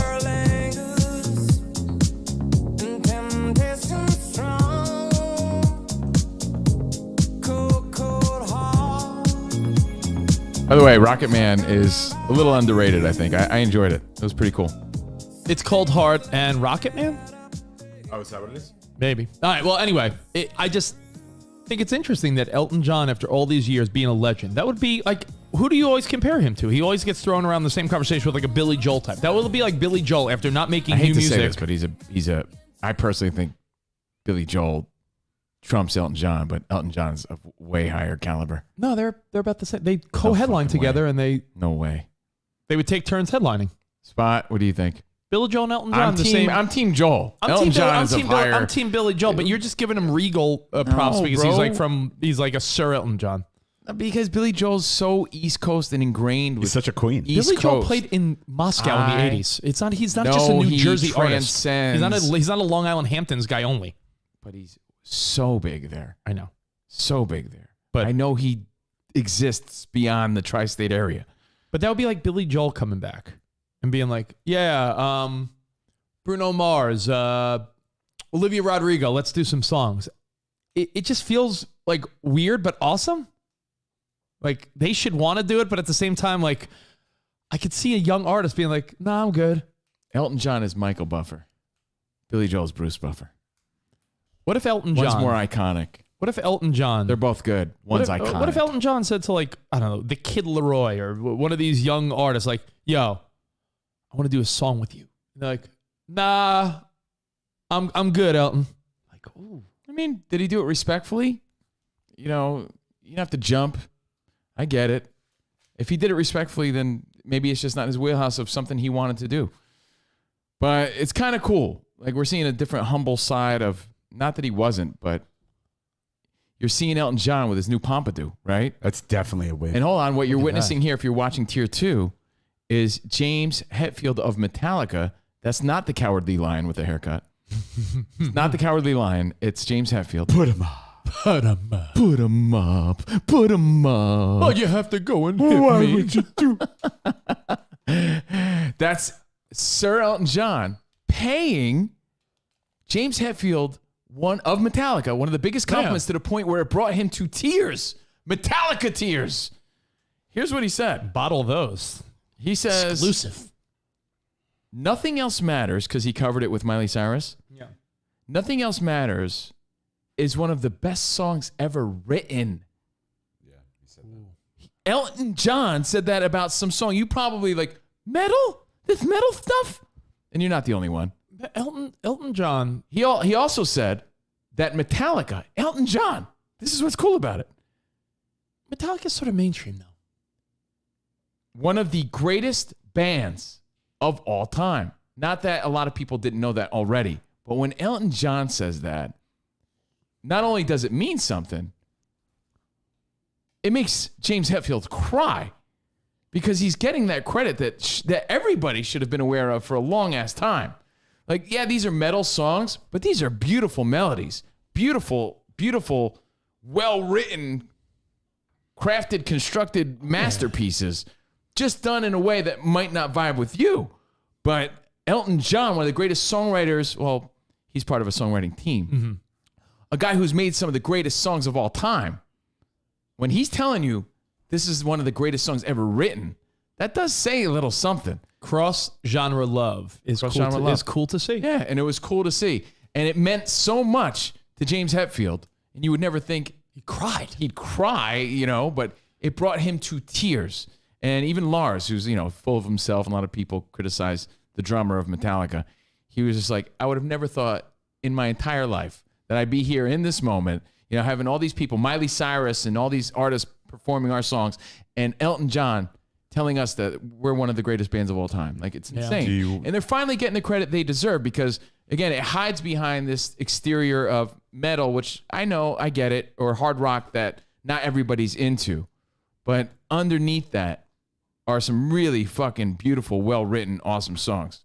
And maybe you'll experience it when you hear other people cover them. I have the clip if you want it, but I don't know if you want it. Yeah. I don't know.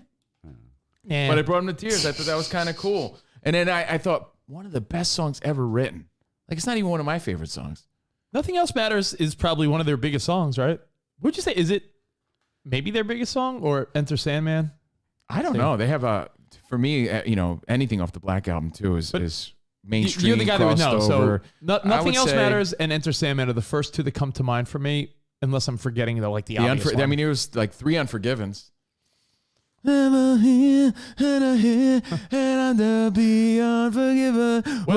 the one you whistle? You're thinking GNR, I think. Oh yeah, I'm sorry. But patience. I'm trying to think of like what Metallica one of the song. best songs ever written really stood out to me. And I don't know if there's a conversation there, but like, what comes to mind? I believe the famous story is, and we've quoted it before, they asked Frank Sinatra, what's the best song ever written? And he said Something by the Beatles. Did he mean something, the song by the Beatles? Something by the Beatles, or the song Something by the Beatles? Something in the way she moves. Do-do-do. What's interesting is their highest charting song is Until It Sleeps. That's crazy. So, you know, that's why I don't always, you know, agree with what the charts say. What does the chart say? You know, what has the most? It's like, well, okay. What has the most streams on like Pandora or Spotify or something like that? Spot. Because that's probably the indicator of like what their most popular song is. But think about it. One of the best songs ever written. Spotify. Is there do you guys have a standard answer to something like that? I should have fucked don't. Best song ever written? Yeah, it's Enter Sandman with 725 million streams. Then Nothing Else Matters. Yeah. And then Master of Puppets. Yeah. You nailed the first two. You brought those up. Well, and then The Unforgiven. There was 3 different versions of it. Like, it doesn't have to be, okay, ready? For example, what I was saying is, it's nice to see Metallica get these props. People that know, right? But for, let's say your mom was listening to that interview. She's like, oh, Elton John. She now has a different perspective of, wow, I knew Metallica was big, but I didn't realize how great they were until Elton John said it, right? I think it's a beautiful compliment, but I think Metallica might be one of the most legendary rock bands in the history of music. So I don't think. Okay. I don't think. I'm not trying to shit on your point, and I think it was really sweet that Elton John said that. But I don't think Metallica got like musical props out of it. I think it was a nice thing for Elton John to say, and it probably meant something to Metallica to get that mutual respect. But I don't think fans are like, wow, Elton John. Like, I think it means something for people that don't give that type of music a chance. Like, again, because it's Metallica. Metallica is such the number one answer of like hard rock that people would acknowledge though. They're quality. They're great. Yeah. Like, you know what song could be one of the best fucking songs, even though it mentions Mom's Spaghetti, but Lose Yourself is a fucking great song. Lose Yourself by It's Eminem. just like, because it's Eminem and he's dubbed one of the greatest of all time. I get that. But because it's some rap song maybe to some people, like I don't like rap. They don't give it the credit that it deserves. And I think it probably it won a Grammy, right? It did. But still, like, because it's a rap song, probably doesn't get the credibility that it should. But Lose Yourself might be one of the best songs ever written.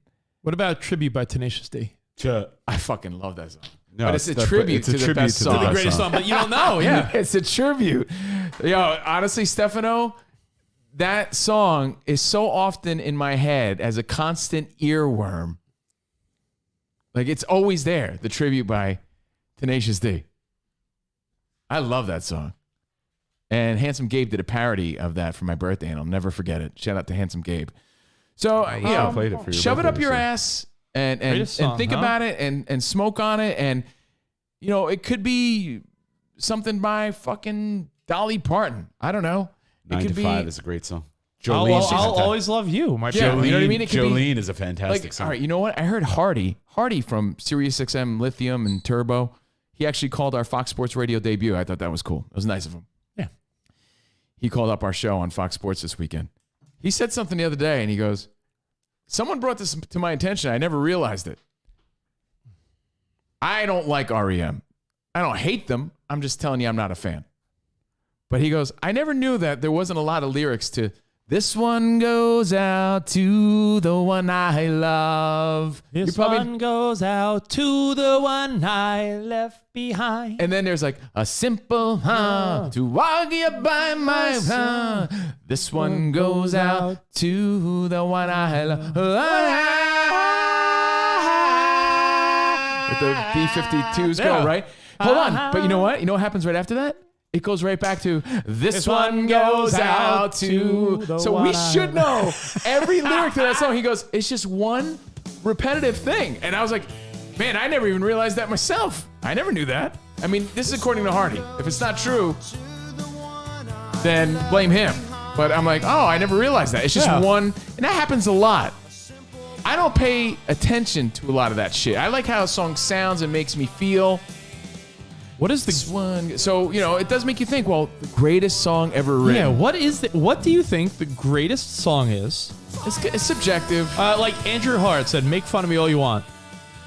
But My Heart Will Go On by Celine Dion might be one of the greatest songs of all time. It's a fantastic song. song. You know what stands out to me? It's a beautiful song. And that's a beautiful fucking song. Beautiful song. I don't even like Celine Dion. It's a beautiful song. You're My right. point was, there's songs like the REM song, right? That it's just a hook, and that's all it is, and it's a good song, and it stands the test of time. But there's nothing to that song. There's other songs that are just beautifully written and crafted and like hit you in the heart. You're like, oh my God, even though I fucking want to punch Celine Dion in the face, it's a beautiful song, right? Yo, there's like Andrew's bringing up a couple good ones. I got one. No, please, because I don't want to give my answer. I don't want you to ruin my point. Maybe it's the same one. Okay. Because you're going to say, really? And I'm going to be like, yeah, I think it might be. Although they bring up the best soy latte that they ever had, that song is fucking beautiful by Train. Drops of Jupiter. Is it not a beautiful song? It's about his mom. Is it not a beautiful song? Drops of Jupiter by Train is about his mother dying and the afterlife. Fucking beautiful. Is it By the way, not? you ruined this song for me. The best soy latte that you ever had. Thank you. And Steve. Spot cries every time he hears this now. Sorry. Thank you for ruining the song. Spot, for me. is I'll it never have to not? listen to it again. Is it not one of the most fucking beautiful songs? It is. But we you know, we're like, Train's kind of corny. I don't know. I don't think so at all. Train's amazing. A lot of people that think that. Corny. I like Train. Fucking love I don't Train. Love Train. Train would be a top 5 band I love.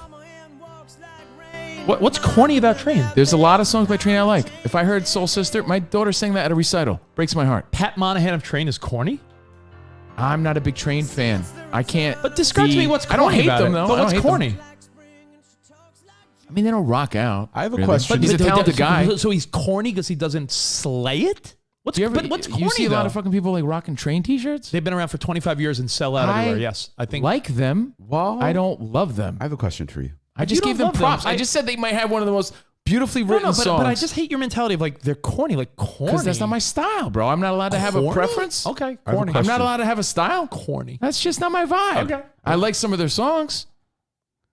I understand this is a very, very subjective topic. Oh yeah, I wrote down like Completely. 5. Go ahead. Completely. subjective. But what makes a song the best song? Is it I have an answer. the lyrics? Is it the melody? Is it a combination of many things?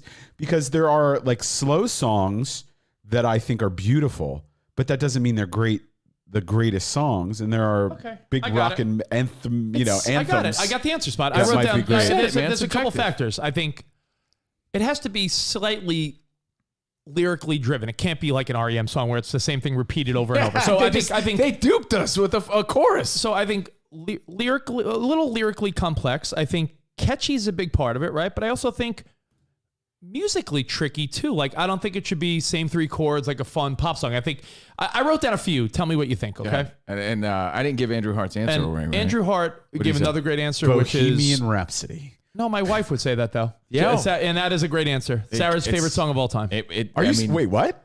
Yeah, my wife's favorite song. If you ask Sarah, like, what do you think? It's one of Jordan's, Sarah, too. Sarah's It like, transcends if you the ask test of time. Sarah, what do you think your favorite song of all time is? She would say Bohemian Rhapsody by Queen. Honestly, it's one of my first memories of my mom. Really? My mom was. I remember my mom She singing. thinks it's like a mama. She thinks it's just perfect. She thinks it's a perfect song. It's an amazing song. There's Fascinating. so many different chapters to that song, and Yeah, and let me tell you, Andrew Hart's answer before I forget is, he said, "Ain't no mountain high enough." I mean, that's beautiful just song. that's just I think that's another beautiful song. I wrote down a few here. Tell me what you think. And by the way, Train, I'd say Train is. I would honestly put Train in my top 5-ish or so bands that I really have enjoyed over the last 20 years.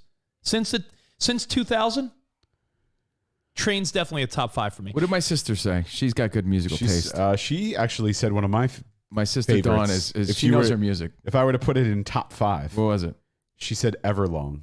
Oh, by fucking yes! Foo Fighters. Everlong by Foo Fighters Yeah. is one of the greatest songs of the last 20 years. 100%. It Great one. really is. It's a beautiful song. But again, to It's beautiful. the Metallica story that I told you, right? Yeah. You know when you really realized it was a beautiful song? When Dave Grohl cut out all the fucking hard rocking and did it acoustic. And then you're like, wow, what a beautiful song. I mean, I liked it, but now I could really appreciate it in a different way. That's what I was getting at too with the Metallica thing. Like sometimes it's just disguised and you didn't realize it, and now you do, and there you go. Like I'm Everlong, thinking, good one. like I'm thinking of, like if you were to ask me what the best Coldplay song is, right? Fucking warning sign. Warning Sign's See, a good one. I think. But what's the one there's for what's the Shiver, one Shiver. for Shivers? Shiver would be my number 1, as far as up-tempo rock and jams. Fix You is very But the emotional. most beautiful song that I think that they have ever written is "Oh," and it's on the album Ghost Stories, and I think it's melodically beautiful, and I think the lyrics are beautiful, and it's like a big warm blanket around my soul.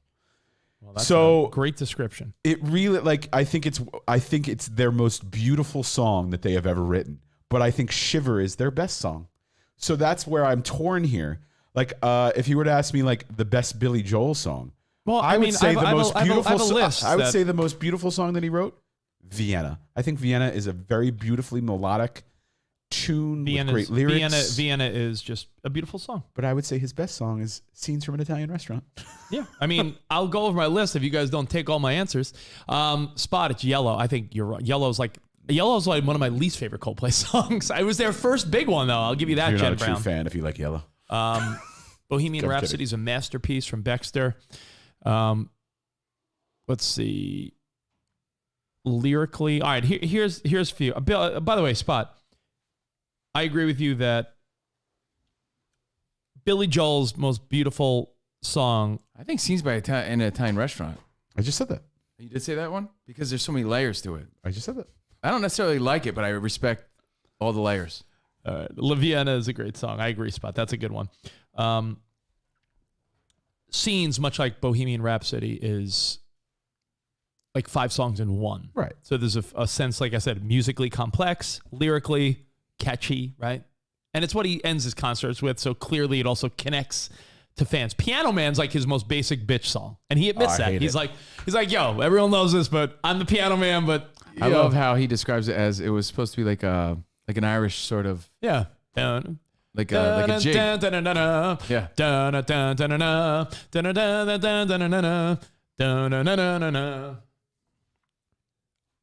Of Elton John's songs, your song is just beautiful to me. Beautiful.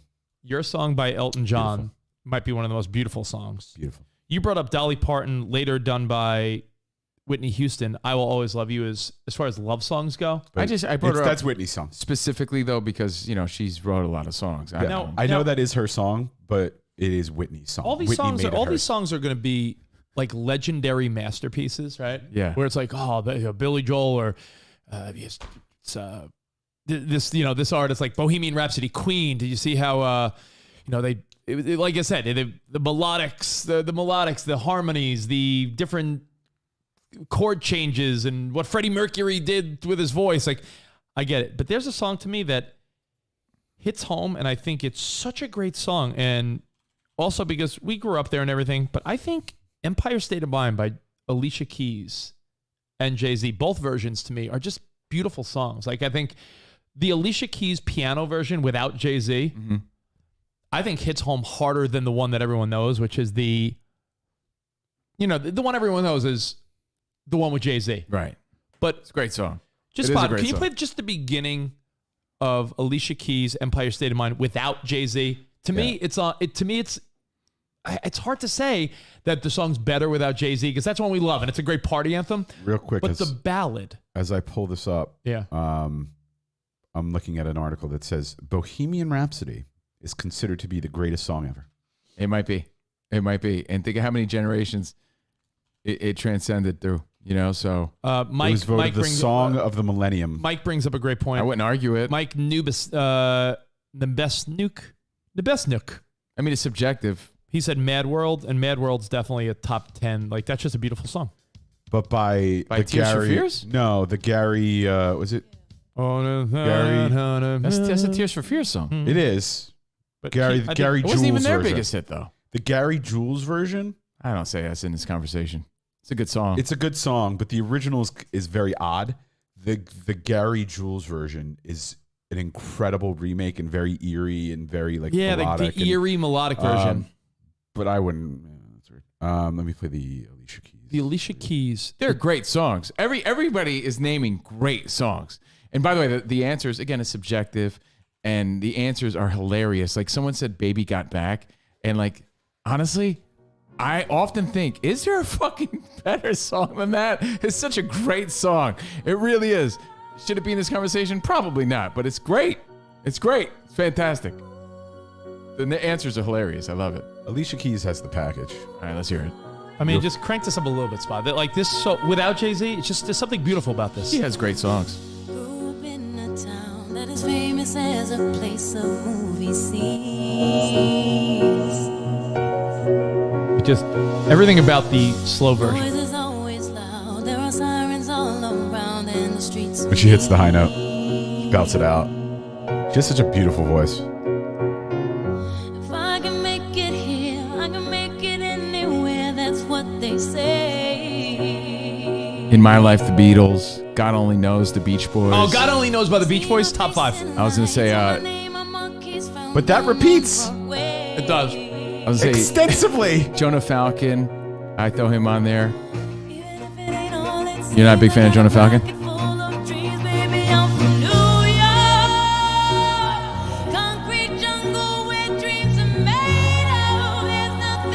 All right. So we don't need to harp on it, but again, give me one answer. Yeah. That's not the greatest song of all time as far as like, masterpiece, but like, what is the catchiest shitty song of all time? Because I think nothing's better than Bop by Hanson when it comes to shittiest catchy song. Not masterpiece. Like, what is the pop song that's so bad, but you're like, oh my God, that's the catchiest fucking song ever. It's either that or Wannabe by the Spice Girls. Oh, I love that song. Oh, I tell you what I want, what I really want. Like, what is the love that catchiest? song. Like, this is a piece of shit, but it's fucking the catchiest thing. Party in the USA, Miley Cyrus. Like, No. what's the catchiest? Worst song?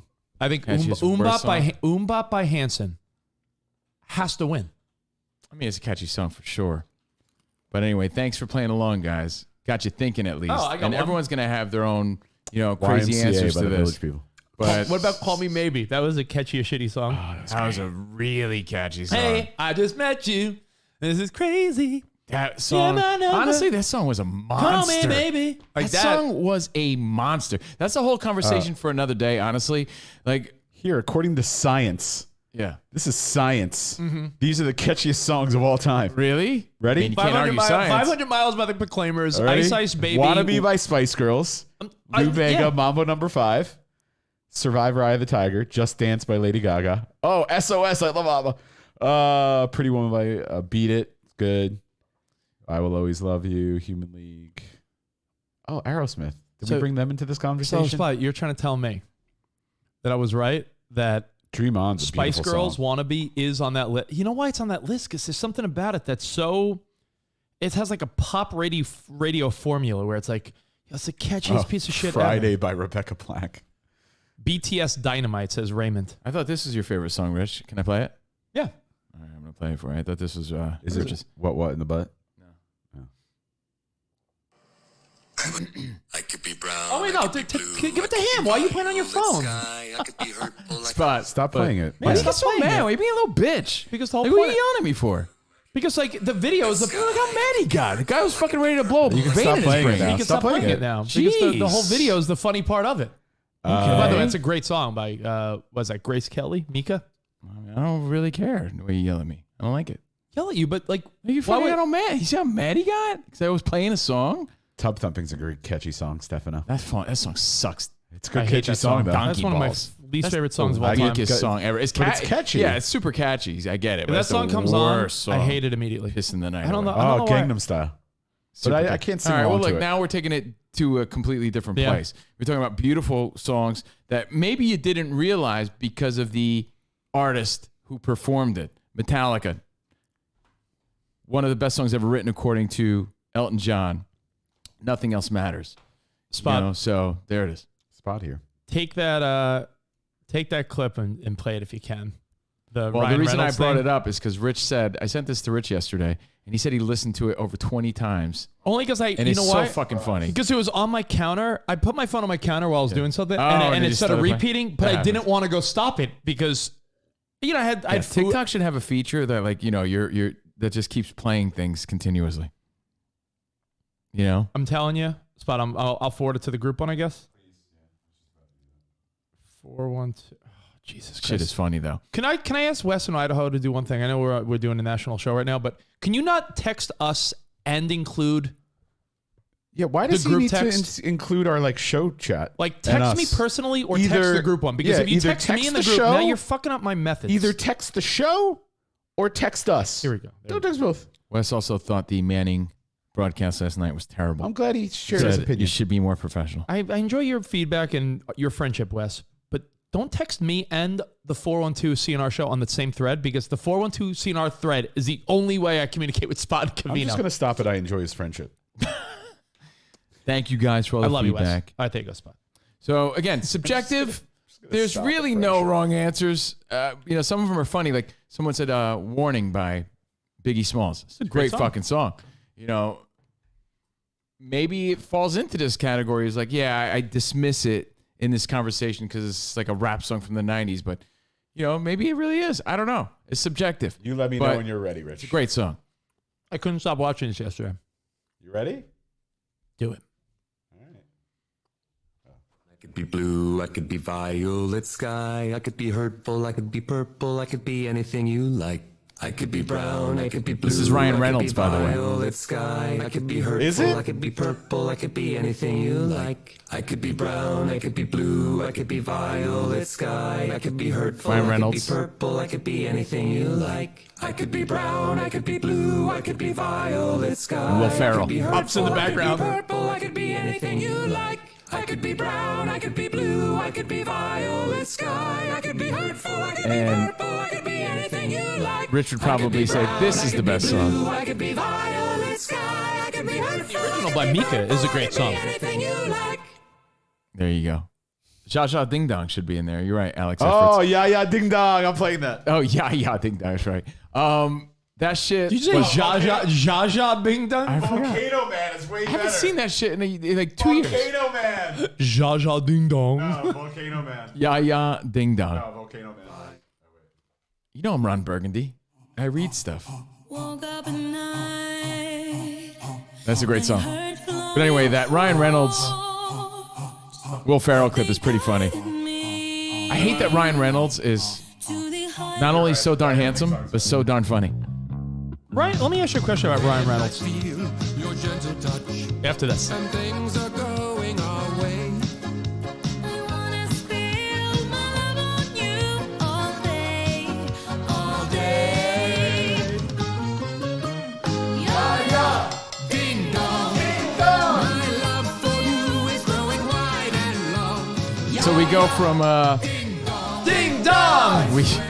we go from Bohemian Rhapsody to this. There you But go. Ryan Reynolds, I was surprised that you're right. There's something to love and hate about him because he's so awesome. On TikTok, You know what I realized though? a After social watching media, a Ferris- social media medium that's designed, for a younger demographic. Ryan Reynolds puts up funny content all the time, and all of his videos get tens of millions of hits. Like, followers. no, but what I'm saying to Spot is like other quote older celebrities that are like late 30s, 40s, 50s. they don't get that love. Yeah, they may be on TikTok just to be relevant, but they don't get the love. Like Ryan Reynolds, it's like everything he puts out there, people want to consume. He's that People are better he's- at it. yeah. Jason Derulo, Ryan Reynolds, other A-listers that make impact. He's one of them. He's great. I feel like he stole Ferris Bueller's sort of delivery though, and Jason Lee's, and morphed them together. Well, After watching Ferris the other day, I was like, very, very Ryan Reynolds. So there it is. Elton John pays the ultimate compliment, brings Metallica to tears. what about in other news? Britney Spears engaged. We said that yesterday, but the first thing all her fans jumped on was she better get a prenup, and they're saying, well, yeah, if she's out of her conservatorship, she will get a prenuptial agreement. And we said it yesterday. I thought about it more. Would it be silly for that guy to get her a ring when she has tens of millions of $100 million? No, because it's the gesture, right? It's a gesture, but you don't think it's almost like when the time is right, pick out something for me, and like one of her handlers is like, all right, here's the money for it. I mean, I get your line of thinking for sure. It's like, what could he, but with that line of thinking, it's like, what could he possibly give her that she can't get herself? It still means something, I guess. I get it. It brought me back to the conversation we had recently where we got so much feedback about if you had $100 million, like, would you give people money? And you were very skeptical to want to really give much away at all. And it made me. I thought about that more and more and more. Like, how could you not? Like, if you have all this money and all these resources, like, you're gonna watch your friends and family like work hard while But you're. I asked you the same thing 10 times over, and you never answered the question. She looks so happy. Yeah. You never answered my question. I said, but where does it stop? And does it ever end? I said, where does it stop? It At needs your to end. immediate family? Are you going to fucking pay off all your cousins' fucking student loans and everything else? All their houses and mortgages? Like, all your, where does it end? You give everyone a little taste and make it very clear, like, hey, listen, I want to help you out, but it ends here. This is the, you're allowed to have conversations like that. You're allowed to say, hey, listen, I came into $100 million. I won the Powerball. After taxes, I have $100 million. So being that you're my sibling or my cousin or one of my best buds, how much is left on your mortgage?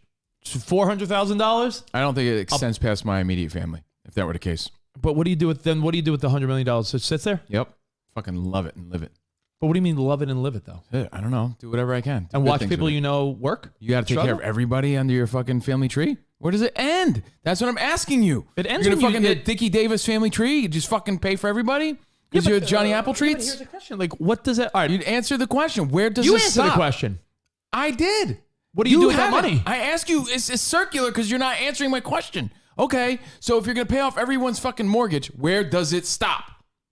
It stops where the people, like, if you know who you communicate with, if you haven't talked to someone in That's 5 why years. I'm saying it ends at my immediate family.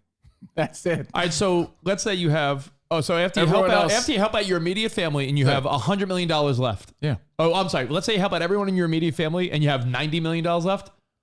You just watch it? What do you mean? Like everything am I the Make-A-Wish Foundation, or do I get to build my own empire in the state at that point? But what do what I want. What does that mean? Empire in a state? I don't know. I'll figure that out when I have this, made up hypothetical $100 million. But if you're just watching tens of millions of dollars sit in a bank, and you know people that are acquaintances and friends and people that are working and struggling, you would watch that while simultaneously watching money just sit in a bank.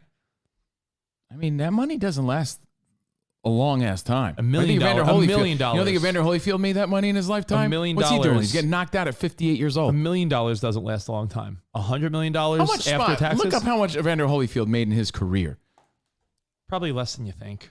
I bet you more than you think. And what's this guy doing? Because he probably fucking took care of everybody. I'm asking where it stops. Jason Brown? He needs a new truck, $70,000. Sorry, Jason. Love you, bro. But, I got drinks if we're hanging. I got drinks. Not paying your mortgage like Rich. $312 million. This guy's fighting at 58.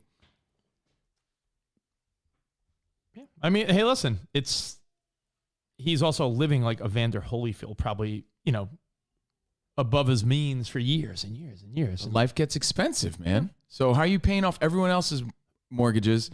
And then what? You're the guy that made this shit happen, and you're living like, oh man, well, I guess I can't fucking live it up. I gotta, life gets expensive. How about you? Yeah, no, I think I would give away most of it. Cousins you haven't fucking heard from in years. I don't really have cousins. I don't really have a big family. I do. But I have So friends, I'm saying, but I have a where lot does of it friends, end? and I would give all like, let's say my high school friends, right? That I'm close with, that I'm tight with. I'd make sure all of them are fucking set. We had this conversation already. I thought you might have thought about it more. No, I don't change my mind at all. No. In fact, I got more infuriated. I'm like, I Same listened here, back. Alex, same here. I was like, how can someone be so I asked the selfish? same question over and over again. It's not selfish to say, yeah, I would share my wealth, but not with everybody. Like I'm the good time guy, like Rich Davis. But remember I gave you I feel like it's ego driven, man. I feel like, honestly, I felt like the whole conversation was ego driven on your part. And I'm a guy with a huge ego. I was like, Rich just wants everyone fucking like on his dick almost. I don't get how that's ego. And like it's wants to be so like loved by everybody. He wants to pay for everyone's mortgage. I don't know. Your mortgage. You're like the Oprah Winfrey's mortgages. I would just think that that's nothing to do with ego at all. I think it has to do with everybody gets mortgage paid off. I think it just has to do with like not wanting to see people in your life struggle or try to make it. People I care about. Okay. Like my immediate family. Otherwise, it never ends. Never ends. Everyone thinks they get a handout now because you made it. Yeah. Okay. I don't know. Let's see. Spot, where does it end? Yeah, I would throw all the Carls a few grand. I would. Yeah. Because I wouldn't. I would drinks and dinner on me if we're hanging. No doubt. I feel like my desire is to just see everyone just happy. And my happiness would come seeing other people realize that their stress goes away. I don't believe that. But if you say so. That's how I feel. I mean, I think about it. I'm like, man. This is big. I guess it just. I think I feel, and I could be way wrong, but like you want everyone to think you're the greatest guy. But it wouldn't be me being the greatest guy because I said this would be like winning the lottery. I'm telling you, that's how it comes across. No, to me, even if you're deep down in your heart genuine with what you're saying, I'm hearing. I want everyone to think I'm the greatest guy. You're buying everyone's validation. That's how I feel, and I hope I'm wrong. No, because I don't understand what you would do with $100 million. It's almost like if I. It's what like, would it? That's what I'm telling you. That's why I brought Evander Holyfield up. Remember in Dumb and Dumber? What does Bill Gates do with his? Or what is he donates? Bill Gates donates billions of dollars to world causes. Still has billions. Exactly. And billions. Exactly. And billions. So what I'm saying is. And billions and billions anyway, and billions whatever. And billions. My billions. point. The first time we talked about my point now is. You can only spend so much money, and it would be weird to be it would be weird to have money just sitting somewhere where you could help someone. It would be like in Dumb and Dumber. Remember when Harry had the extra gloves? What are you tuna? And Lloyd was it was like, you had gloves the whole time? He's like, yeah, we're in the Rockies. I like the City Slicker scene when he has all the water. Oh yeah. No, so you mean, that's Three Amigos. That's Three Amigos. Three Amigos. Yeah. Three Amigos. But that's how I look at it. I look at it like has nothing to do with ego. It has to. Why the fuck in the world would I say City Slicker? Is there a City Slicker scene like that? Well, same concept because they're going through like the desert on horses and I don't even like that. I knew what you meant when you said it. Yeah, that's so weird. Huge Billy Crystal fan. You loved him in 61 and City Slickers. And analyze this. What are you chewing on? Why do you care? What are you? Because it's distracting and there's sounds. Distracting? This guy had a fucking pile of popcorn on his desk. You're like chewing on I sit here discreetly sat back and I had 2 fucking pieces of popcorn. Why are you saying and I'm distracting? Popcorn? How in the world am I distracting? I thought you were chewing on gum or something. No. So go ahead, Rich. So there you go. That's the end of it. Spread the wealth. We'll never Spread talk the about. cheeks. We'll never talk about it again. Cops is coming back. Do you think that's Darren would pay to never hear this argument? Darren. I think Live PD kind of took over Cops. But then Live PD went away because of like all the social issues. So is it even wise to bring that type of stuff back? Cops like bad boys.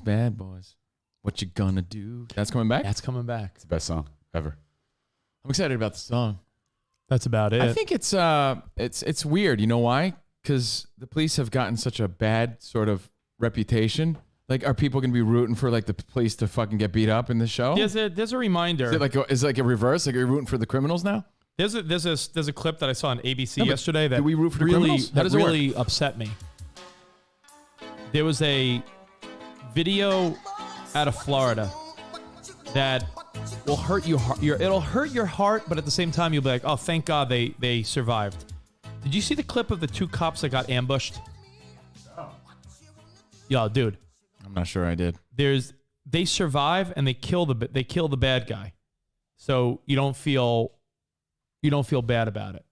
But what happens is these guys pull this group of guys over in a car and they're small talking, like friendly, like, oh, hey, yeah, we just like small talking. The guy's like, oh, you got a dog in the car? I got a dog. Oh, you have a baby? I got 2 little ones at home. And hold on, just we'll just check your info and you'll be on your way. Like almost like we're talking the most cordial conversation. And they even brought up kids. Like the cop was like, I got little ones too. The guy comes out of the car and starts unloading an AK-47 on these guys. They survived. They killed this guy, but it was the most disturbing. Like, why? What did he have on him? Like, what was the motive there? If they looked up his shit, he had multiple warrants. So he's like, I'm not going to jail, I guess. But yes, Spot. This is disturbing, but it's worth watching just to show you, like, when people say, like, when people are hard on cops and they're like, yeah, just check the car. Like, cops put their life on the line every fucking day. Listen to the audio of this too, because the audio is the most important spot. Rewind it for the audio. So, yeah. What's that? In the car? All right, partner. He wants to talk to you out here. Is that all you're... Yeah. I'll watch it for you. He's all right. I got babies. Oh, you got a dog too? Hell. I'll make sure they're all right. I got babies too, man. Huh? Okay. Shit! Hey! Shit!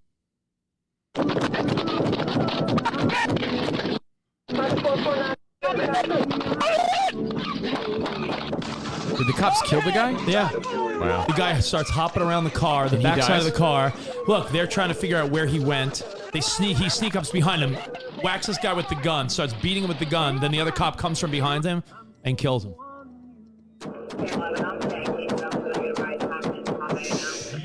Yeah, way to fire me down. But if you don't think cops have a hard job and are put in these terrible situations all the time, That's why You're- you you're- get you're out of your- frustrated when you you're hear out of your people talking mind. shit about cops all the time. it's sickening. You know what's even more sickening about it? I mean, if trying to murder someone isn't sickening enough, having small talk about the guy talking about his kids at home and family, and then you try to unload and murder that guy? Yeah. No, that was the guy at the car, the far car spot.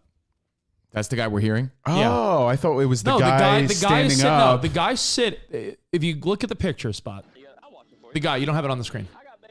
No, the guy. Hold on. I think you misunderstood it. This guy right here is talking That's to what I this thought. guy, and then this guy is in the car. Well, he's talking about the baby. There's a baby in the back of that car. So, see? Maybe. There's a baby in the back of that car. Really? That's why he was saying, "Oh, I got That's kids at great. home too." So it's like Fucking everything about it. Thank God Jerk-offs. that. Oh, by the way, Bleacher Bum is right. The crook, the villain, the scumbag, the dead guy. His gun jammed. Thank God, because if that machine gun, if that gun did not jam, he would have killed those two cops. You know, that was a crazy scene, right? Thanks Sorry. for ruining my day. Sorry, Jason Brown. Yo, Sorry, Bill Jason Jackson. Brown. That's a crazy thing. Thank God those cops are alive. And anyone that doubts what the cops have to face every day. Yeah, well, that's what I'm saying. They There's no so much such thing as a- backlash. Who are you rooting for when Yeah. the show Cops returns? Yeah. Like, where are your priorities Well, at? look You're rooting look for criminals at, now? I look mean, that's at- the world yeah. we live. We live so backwards. People are, what are you going to root? Yeah. Do we You gonna root for the criminals? crooks? We root for criminals? Is that what's going on? I don't know. How does the show Cops work today? There's no such thing as a routine traffic stop anymore.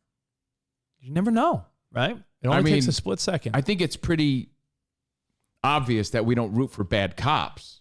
But what about all the good ones? You know, so anyway, that's a terrible story, man. So how about those Mets, as Bill Jackson said? Yeah. Oh, yeah, they're under 500. They enjoy the gala? Or no? Oh, yeah, they did with all their fancy dresses. Did Benny Agbayani make it or no? No, but Todd Pratt was there. I could be blue, I could be brown, I could be violet sky. I can be That shit is so funny. everything you want. Yeah, that was I could fucking be brown, I could be horrible. blue, I could be violet sky. Rich I'm would gonna definitely give- be Will Ferrell. I'm going to give some shout outs because that just fired me down. No pun intended. People are rooting for criminals. Yeah. Well, you're bringing cops back? We just fucking shit on them for the past 5 years. It's not a game. It's not cops versus bad guys. Who you rooting for? It's cops versus pieces of shit. Oh, okay. Not gonna lie, I root for the criminals during police chases because I want them to escape in their car. All right, that's All a little right, different. I That's- admit that too. That shit is funny. I don't. You know what? That shit Every is- time I that's- watch those police chases, that I'm like, shit is funny. as long as the person running away doesn't Hurt anybody? someone on their escape, like if it's just a long chase, I'm like, yo, how's this guy gonna keep going? Ooh, what's he gonna try to do? For my own personal Yeah. enjoyment, my selfish personal enjoyment, I root for the criminal there too. I think that shit is great. I want to see how far they could Yeah, get. me too. We've seen some good ones here in LA. It's a whole scene. Oh yeah, All not like that on the East Coast. Out here, like the local news will always stop for a police chase. Now we're talking. Shout out to Eric Rasanen. What's up, Eric? We got some new subscribers in town. Nice. Eric Rasanen. Nice. What's up, Francisco Solarzano? Thank you. Marina Minasian. What's up, Marina Minasian? Menasayan? What's up, Marina? I appreciate you. Maria. Dustin I Reitman. think yes. I think he's making people. What's up, Dustin? No, I'm not. Shout out to Amanda Huggins. Amanda Huggins. No. Aaron.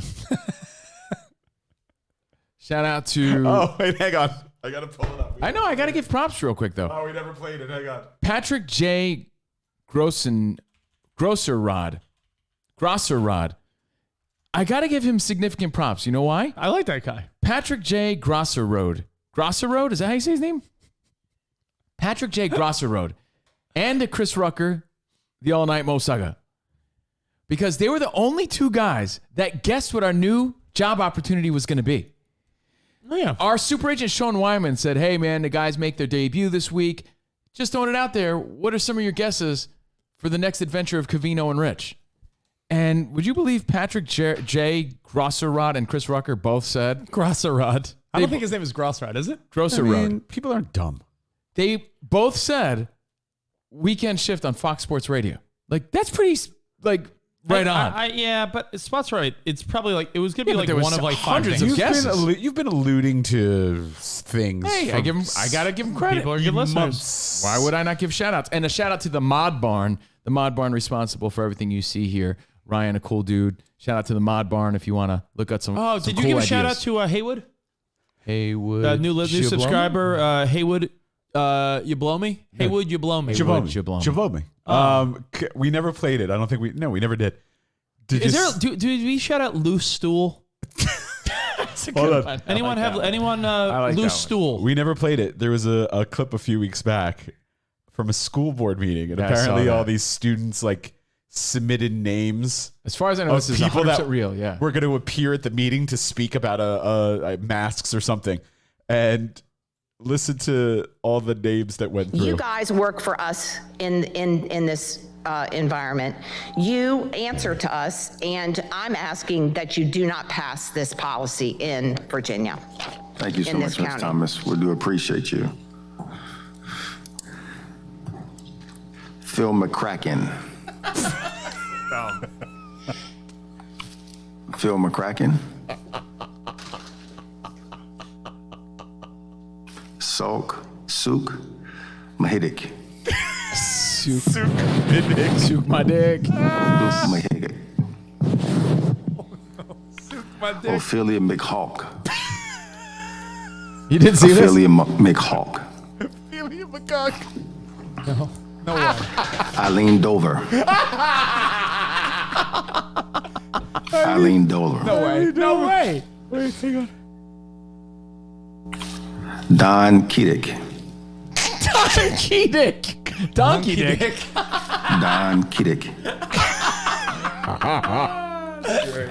Wayne Kerr. Wayne Kerr. Oh man, classic. Woo! Classic. Loose Stool got me so bad. Loose Stool. Exactamundo, Dikembe Mutombo. I agree. That shit is funny. All right, so thank you.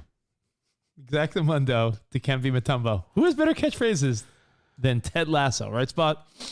I don't like where that storyline's going in Ted Lasso, to be honest. Tell me why. You said you had something You got about... some 21-year-old dude and some fucking old Mother Hubbard. Even though I like old Mother Hubbard, Yeah, I don't know what's going to happen I think there. she's great. Yeah. Oh, so you're Oh, caught by the up. way, You're caught up. I'm then. caught up. All right. For the record, I want to say the owner of the team, I think she's so... Everyone loves Ted Lasso, but it's the characters that make the show. Yeah, and Roy's the owner's great, though. Keely's but great. she's great. Who is she? Jamie Tart. Oh, you know who the owner of the team is? No, you know how but you, she's you know how awesome. you always tell me I don't recognize She's people? a big woman, but she's good. You know how I don't recognize people? And you make fun of me like Where's I she didn't from? realize Jenny from Forrest Gump was House of Cards, Robin Wright, Penn. Yeah. The woman, the owner of the team in Ted Lasso, Game of Thrones. She's the woman that's like, shame. No way. Shame. That's wild. Yeah, because you don't recognize her because she wore like a cloak. She's really, really good on the show. They're all really good. The characters are great. It's your Wonder Kid right here, bro. Your Wonder Kid, Steve Covino and Rich Davis. Wilma Fingerdew?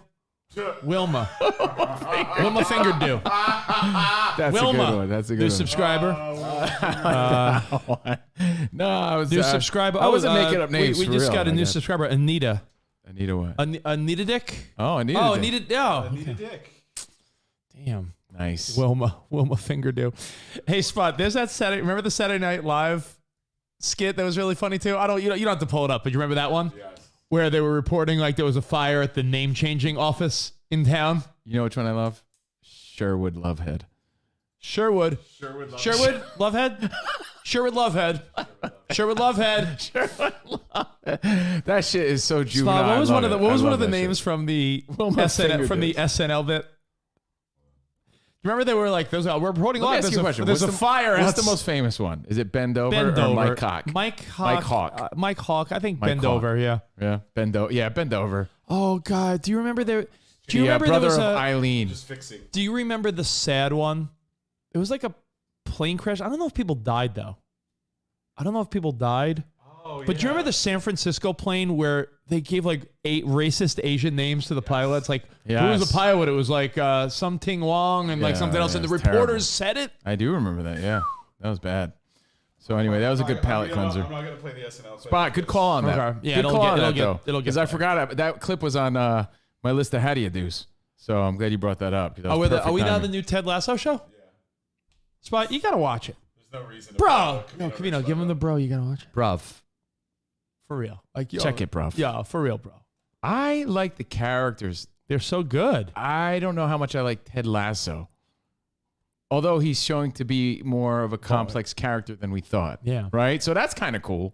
Who do you feel like you are? Do you feel like you're a combination of Jamie Tart and Roy? Wonder Kid. You already said that. Yeah.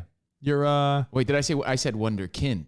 'Cause No, I'm the Wonder kid. No, kid. Wonderkind. No, kid. Wonderkind. I'm the Wonderkind. Yeah, I mean, there's a lot of great characters, and I don't know, man. By the way, I have a question Phil for you. McCracken is great too. Yeah, Phil McCracken. Well, who's more mammoth? Ready? Phil McCracken or Bend Over? Or is it Mike Hawk?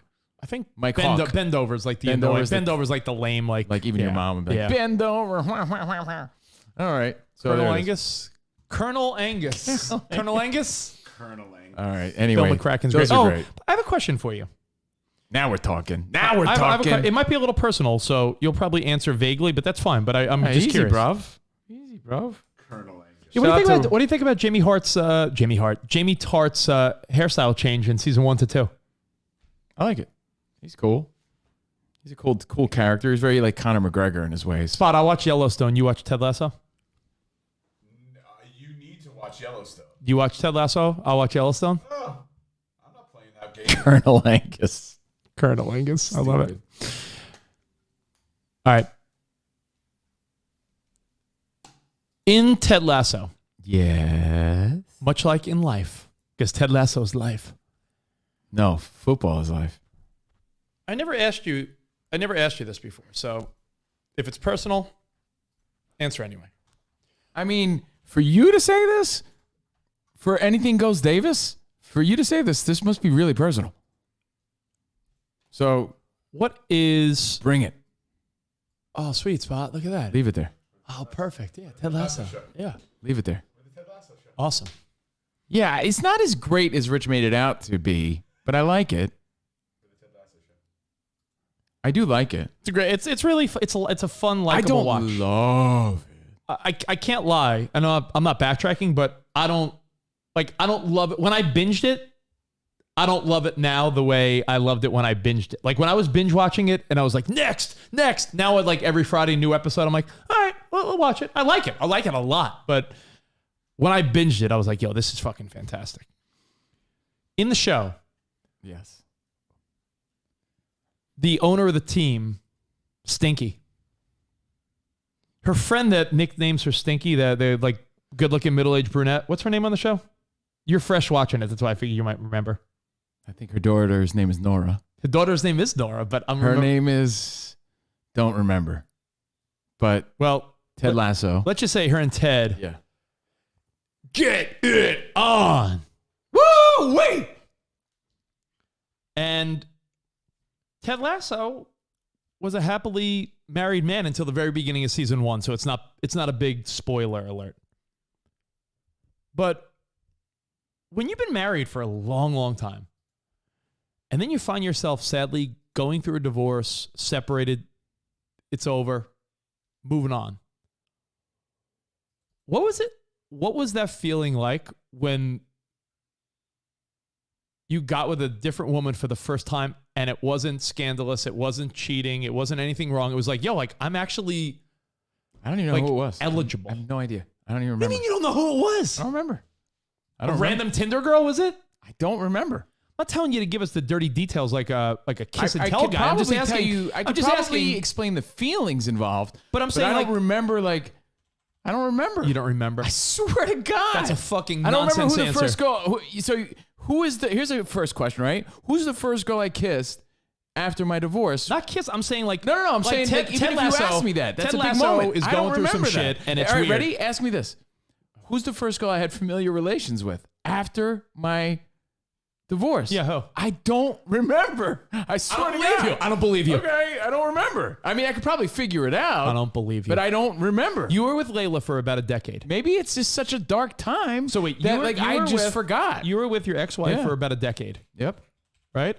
Yeah, it was Close. over 10 years. Yeah. I was About- dealing with her for over 10 years, like almost 11, 12 years. You were married, what, 6 years? 5 years? Married 5 years. Married together 5 10 years, together almost 10. It's 10 years. So It was almost 10 years exactly. if you were with her all that time, Yeah. and I'm not saying claim, I know you are. You were a loyal husband. You didn't cheat. You didn't do anything dumb. Like you were on the level. I As we cheated used on to my say. diet. I can tell you that. Because looking back at those pictures, I don't know what the fuck was going on. But Spot, Does stress you make don't- you don't- gain weight? You don't Like, find that to be. You don't does find stress that to equal be calories? a fucking lame answer. Like you were with your ex-wife Bro, for 10 years. Bruv, I swear to God. You get a divorce. I don't remember. You get a divorce, and you Yeah. don't remember the first time you hooked up with someone else. Nope. I know the people I hooked up with, so I could tell you, like, I could narrow it down, but I don't have this, like. I'm just saying, I just figure for a lot of guys that are single after a breakup, like we have guys hit us up all the time being like, yeah, guys, going through a divorce. I got 2 kids. I was married 18 years. I was married 9 years or 5 years. Like you're trying to tell me. I'm not saying you. Forget it then. Forget you. No. I would, I would imagine. Cubs fan says, I remember the presidential debates in 1980 when I was 4 years old. He says, I remember the landing of the moon, but I can't remember 3 years ago. Get the fuck out of here. Dude, you don't think that maybe it's like my own defense mechanisms like kicking in where I just forgot because it was such a miserable time? Maybe. That's not possible. I'm just I saying, remember who I hooked up with. I just don't remember like who it was in that exact moment. Didn't really mean much. But I'm just I don't saying, think. I can imagine if you're a guy who's a good husband, you Let me think about it though. hold on. I'm just saying, Spot, can you feel me on this at least? If you're married, if Covino was married and loyal for 10 years, and you get this sense of Lasso was together a long time, and when you are technically able to be like, yeah, I guess I'm separated or divorced, I could do whatever I want. It's like, that's just my life now. That first hookup must be some type of like weird feeling like I'm doing something wrong. Oh, wait, but I'm not doing something wrong. Did you get that feeling? Like I just did something that's not wrong, but it feels weird. Or were you like, fuck it? I'm sure the feeling was there. Like you're really moving forward, right? So there's probably that feeling of like it's a little bittersweet and somber, but you just got some, so you're excited about that. But like that sad feeling. Do you remember the feeling afterwards? Like you were driving home, like, oh man, this is my Yeah, new it was life. misery, man. Like everything about it was miserable. But I can't tell you like I'm trying. I don't know who to give the credit to. Remember the spider monkey girl who was like sent me pictures? She's like hanging onto balconies and stuff. Yeah, like Her thongs on. naked balcony girl. Yeah, naked balcony. It could have been her. It could have been mom. What about the there's plenty of sharks out there, Papa girl? Oh, yeah. The girl that was like, yo, you better make a move because there's plenty of sharks out there, because you were like, yo, I'm just fresh out of divorce. I don't want to commit to anyone. And she told you there's plenty of sharks out there, Papa? I dealt with her the longest, but never even like had familiar relations with that girl. Oh, wow. Yeah. So I'm certain of that. Yeah. And when I say the longest, like, I don't know, like 3-4 dates. I mean, like that's 3 dates. Kinky Blender is saying that they remember their first sexual interaction after a long relationship. By the way, because it's a great because question. it was disappointing. Because I'm just saying, you saw how people react in TV shows to that. Like, hey, the divorced dad on a sitcom like goes on his first date and he's like all awkward and weird. Like we saw that on The Unicorn. Our buddy, what's his face? That was on that show. Walton Goggins. His whole character was a widow, and he finally starts hitting the dating scene again. Yeah. And for him, it's like, wait, am I doing something wrong? No, my wife passed away. I'm a widow, divorced, widow, anything. I'd imagine that first person feels weird. I think it's a great question. I think it's a great thing to speculate on for sure, because does it feel different than actually cheating? I think you're so fucking like distraught. Everyone's gonna be in a different place, right? Some people celebrate when they get divorced. Yeah, Like, some people have divorce parties. Some people like divorce party. Like, it was such a sad time for me that I don't think I felt like great about anything. Like anything at all. Yeah, no. So like Did you cry? in that little moment? Yeah, like I'm wondering. Like, Did you use your tears as lube? Like I don't have. I wish I could tell you, man. I have a funny. I know I have a funny story about that. I would love to hear it, Rich. I do. No, I have a really funny story. Well, not funny. It's sort of sad, but this isn't one of those little windows of time where Covino and I were both single, very far and few between. That we were both single. I remember I'm racking my brain, by the way, try to fucking think about like this moment. And I remember that I was single because of where I was living. And it was when I was fresh moved out, I was done with my long-term relationship. I had not met my ex Jen yet. And I was living in Jersey. And I remember you and I met a couple girls at a party. And we were both single at the time. Yes. And I remember it was really almost like a flip of a coin. Like, yo, which one do you like? I don't know. Which one do you like? Because they were both hot. Let's just say Covino lucked out. Covino got like the kinky, I'll do anything you want girl. Meanwhile, I'm in the other room. Covino went to butts and stuff. Covino went to fucking butts and stuff and did whatever the fuck he wanted and had like a fucking crazy night. I was in the next called stuff and butts. I was in the next room. And the girl that I happened to get with, I suppose, she started crying hysterically because she was fresh out of a relationship she was in for years. So I didn't even kiss this girl. I sat there and watched her. She like cried. I'm like, it's okay. He probably still cares. And meanwhile, I'm like consoling this girl. Never hooked up with her. I had this and like Covino's circus in the next girl room. who was like bending over, like doing like, what is it called? When they stretch all funny and weird. I'm sorry, what? Covino's with a contortionist. Covino was just some contortionist. She was hanging from the ceiling fan. Covino was with Covino chose the contortionist porn star, and I chose the crying girl that just wouldn't get over her ex. Hold on, bruv. People might take that literal. It wasn't a porn star. But she might as well have been. No, that's Based not on- true. She was like a regular girl, which made it awesome. Yeah. But yeah, she was a good looking girl. I remember that story. It was a great story. Yeah. You know why I For remember you. that story For you. specifically? Because you won. No, because it was in Stanley T's bedroom and we had to figure it out. Remember? Yeah. Well, anyway, Stanley I've T? had these moments. Figure out what? I remember being out of breakups. How to do the bed sheets. I remember being out of breakups in like Lay down a less towel. significant relationships, and then going on first dates and being like, I'm not ready for this, because all I could do was talk about the previous relationship and how it ended, like and almost wanting to cry about it. I remember, and like girls being like, "Yeah, I don't think you're over this, honey. Yeah, maybe we should like just be friends for now." I think we've all been there. I remember like being on dates with girls where exes were still lingering enough where it was like, I'm checking my phone and I'm like, nah, she's fucking like hitting me up and I'm out with, and it wasn't like I was doing anything wrong because we weren't together, but she's hitting you up while you've already are trying to mentally move on. Spot will remind me of the story of like, I was done with one of my exes. And by the way, that story that Rich told, what year was that? Like fucking 2007. Yeah. Had to be. Yeah. That was a long Oh, I'm sorry. time. Was I supposed to double check? No, it had to be around there. No, I just remember there was one time where I was so ready to move on with a really cool girl. And my ex was like calling me, bothering me with like nonsense. And it was true that I was just not ready to move on. And the girl that the girl that I was like trying to get with was a really great girl. And I totally blew it by like still entertaining the idea of like phone calls from the ex. Or like, hey, you left this at my house or something, shit like that. We've all been there. I just thought it was an interesting scenario on Ted Lasso that maybe you could relate to. I'm sure, here's what I'm certain of. Yeah. I'm sure I said to myself, while in the moment, this is your new life now, isn't it, Steve? You're finally, you're moving forward. Wow, look at this. Like, I'm sure I'm thinking this is the silver lining of this sad story. You get to like have this kind of fun. Is it really fun? I was probably in my head like, man, our ass doesn't look the same. Or, I don't know. I probably was, and taking mental mind shots at the time, and I forgot them all. That's the truth. Yeah. I forgot. It didn't mean that much, so I forgot. I don't remember the first time. I don't remember the... Do you remember the last time you got with your ex-wife? I don't remember the Ted Lasso moment. Do you remember the last time you got with your ex-wife or no? I think so. I think it was the weekend fucking her and Spock got in that fight. That was the last time? Everything. Yeah, you guys ruined my life. Yeah. You ruined his life. You wonder why I resent you. It's like, just kidding. But yeah, I think so. Yep. If that did it. Wait, when was that? We were in Vegas. I don't know what month that is. It might have been. Still had I don't sex? know. I don't. But wait, you still had sex afterwards. Who said it was afterwards? I don't remember. I don't even know that.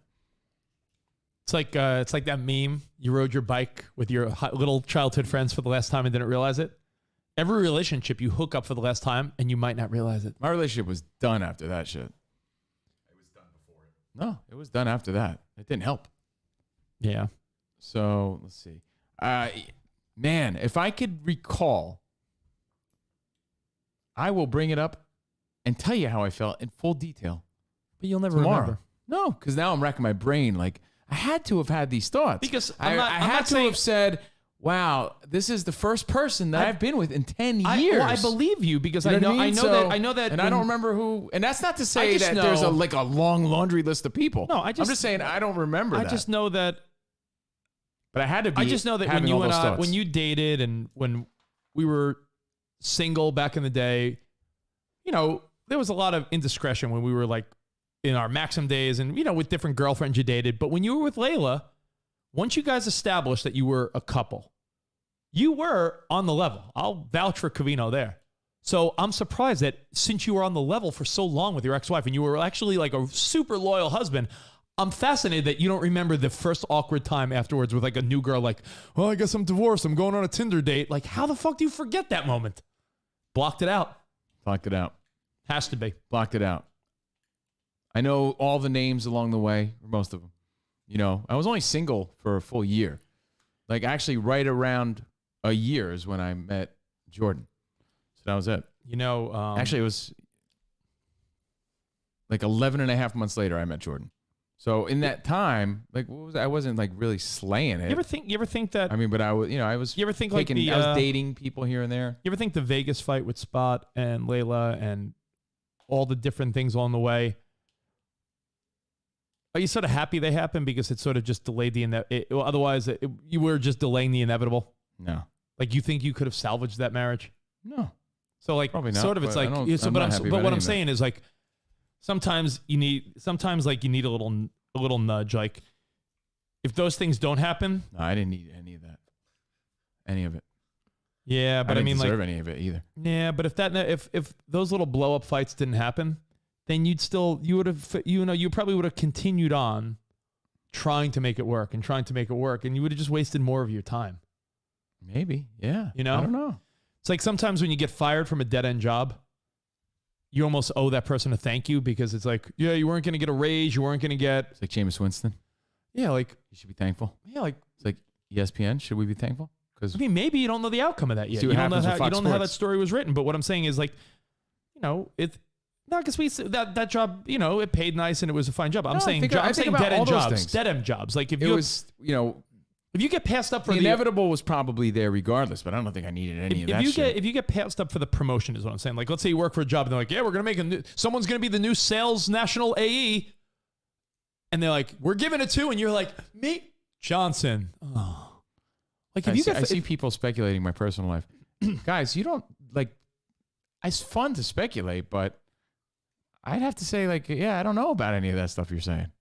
Like, oh, it was done before that, and this and that. I don't know about that. I really don't. I really don't. You know? when was that Vegas fight, Spot? Do you remember the month? What fight was it? Berto. I don't fucking remember Mayweather. that shit. I remember having You remember swag the from debate? that. You remember the 1980 I debate? don't remember things like that.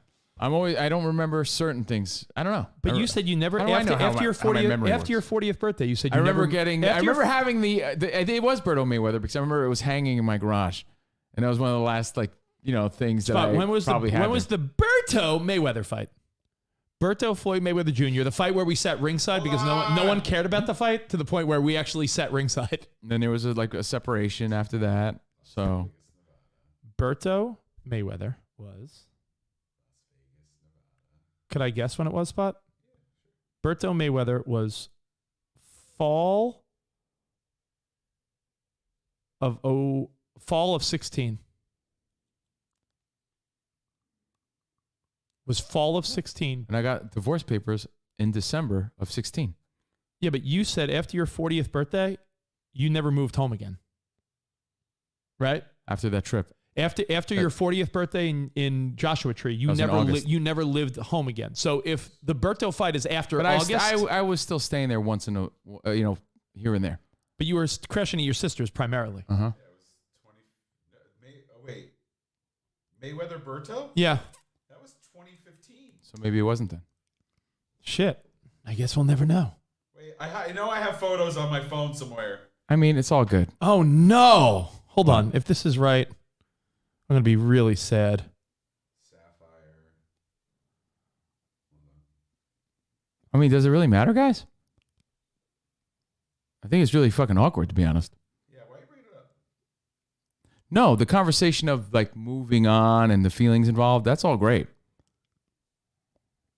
But like trying to figure out the timeline, like what is that proving? Right? Yo, no way. Norm Macdonald died? What? How old is he? 61. Really? That After sucks. a private fight with cancer? If this is true, I don't know if this is true. Stand by. Is it from your buddy Matt? Because your buddy Matt sent. Matt's a huge Norm fan. He's gonna be bummed Really? about that. Well, Matt's he a sent me huge some Norm shit fan. recently that Matt McConaughey died. I was like, what? There's nothing on TMZ right now. All right, hold on. Stand by for that. Let's see. And then, of course, that wasn't true. There's nothing on. Usually it would be at the top. Yeah, no, I know. I'll keep refreshing. Yeah, sorry, dude. I hope it's wrong, but Sarah just texted me. Question Sure mark. she got it somewhere. She goes, question. Did Norm Macdonald die? Rest in peace to a legend. Well, Deadline Hollywood. Norm Macdonald has died after a long and private battle with cancer. Wow. That's sad. That's really sad. Rest in peace, Norm Macdonald. Man. Super sad. All right, well, on that note. Jeez, Rich. Well, I mean, do you want me to not mention it because we have to go? I mean, it's a bummer. You know what? Man, my buddy Matt's obsessed with Norm. And I had recently watched all of his best late night performances because he was always such a great late night guest. Man, Norm Macdonald. That's terrible. He's hilarious. Dirty Work is on Netflix, by the way. Oh, it's on. Dirty Work is on something. It's on one of the streaming networks if you want to watch it. It's That's an underrated really- classic with Norm Really Macdonald. sad. I'm not like pretending I was I'm actually sad. Like I thinking- actually really like Norm was one of those guys that like me and a couple of my buddies had like inside jokes about. Like Norm. Sarah and I went to go see Norm in Connecticut at a casino, and I remember I went to go see him with my buddy Jeff and Matt at Caroline's on Broadway. Yeah, man, that sucks. Norm Macdonald. Shit. All right. Well, hey. Think it's time to call it a day. Let me say this again, though. Dirty Work. It's really underrated. Yeah, it is. It really is. And so good. What, Chris Farley's in it. Artie Lang's in it. Really underrated movie if you haven't checked it out. Gary Coleman's in it. Adam Sandler's in it. Dirty Work. Check it out. Yeah, that's we need something else to end the show on. I don't want to end on this note. I could be blue, I could be brown, I could be violet sky, I could be I could be brown, I could be blue, I could be violet sky, I could be you like. I could be blue, I could be brown, I could be blue, I could be violet sky, I could be hurtful, I could be purple, I could be anything you like. I could be brown, I could be blue, I could be violet sky, I could be hurtful, I could be purple, I could be anything you like. I could be brown, I could be blue, I could be violet sky, I could be hurtful, I could be purple, I could be anything you like. I could be brown, I could be blue, I could be violet sky, I could be hurtful, I could be purple, I could be anything you like. I could be brown, I could be blue, I could be violet sky, I could be hurtful, I could be purple, I could be anything you like. I could be brown, I could be blue, I could be violet. Oh, stop being so great, Ryan Reynolds. Oh, make me sick. All right, we'll see you guys tomorrow. That's it. That's how you Yeah, wanna I end it? have to do my podcast, so I got to run. I don't give a fuck. Well, I do. I'll see you guys. We'll see you guys mañana. Mañana. We'll see you guys tomorrow. Enjoy. Arrivederci, baby. See you in the promised land. Goodbye. Bye, guys.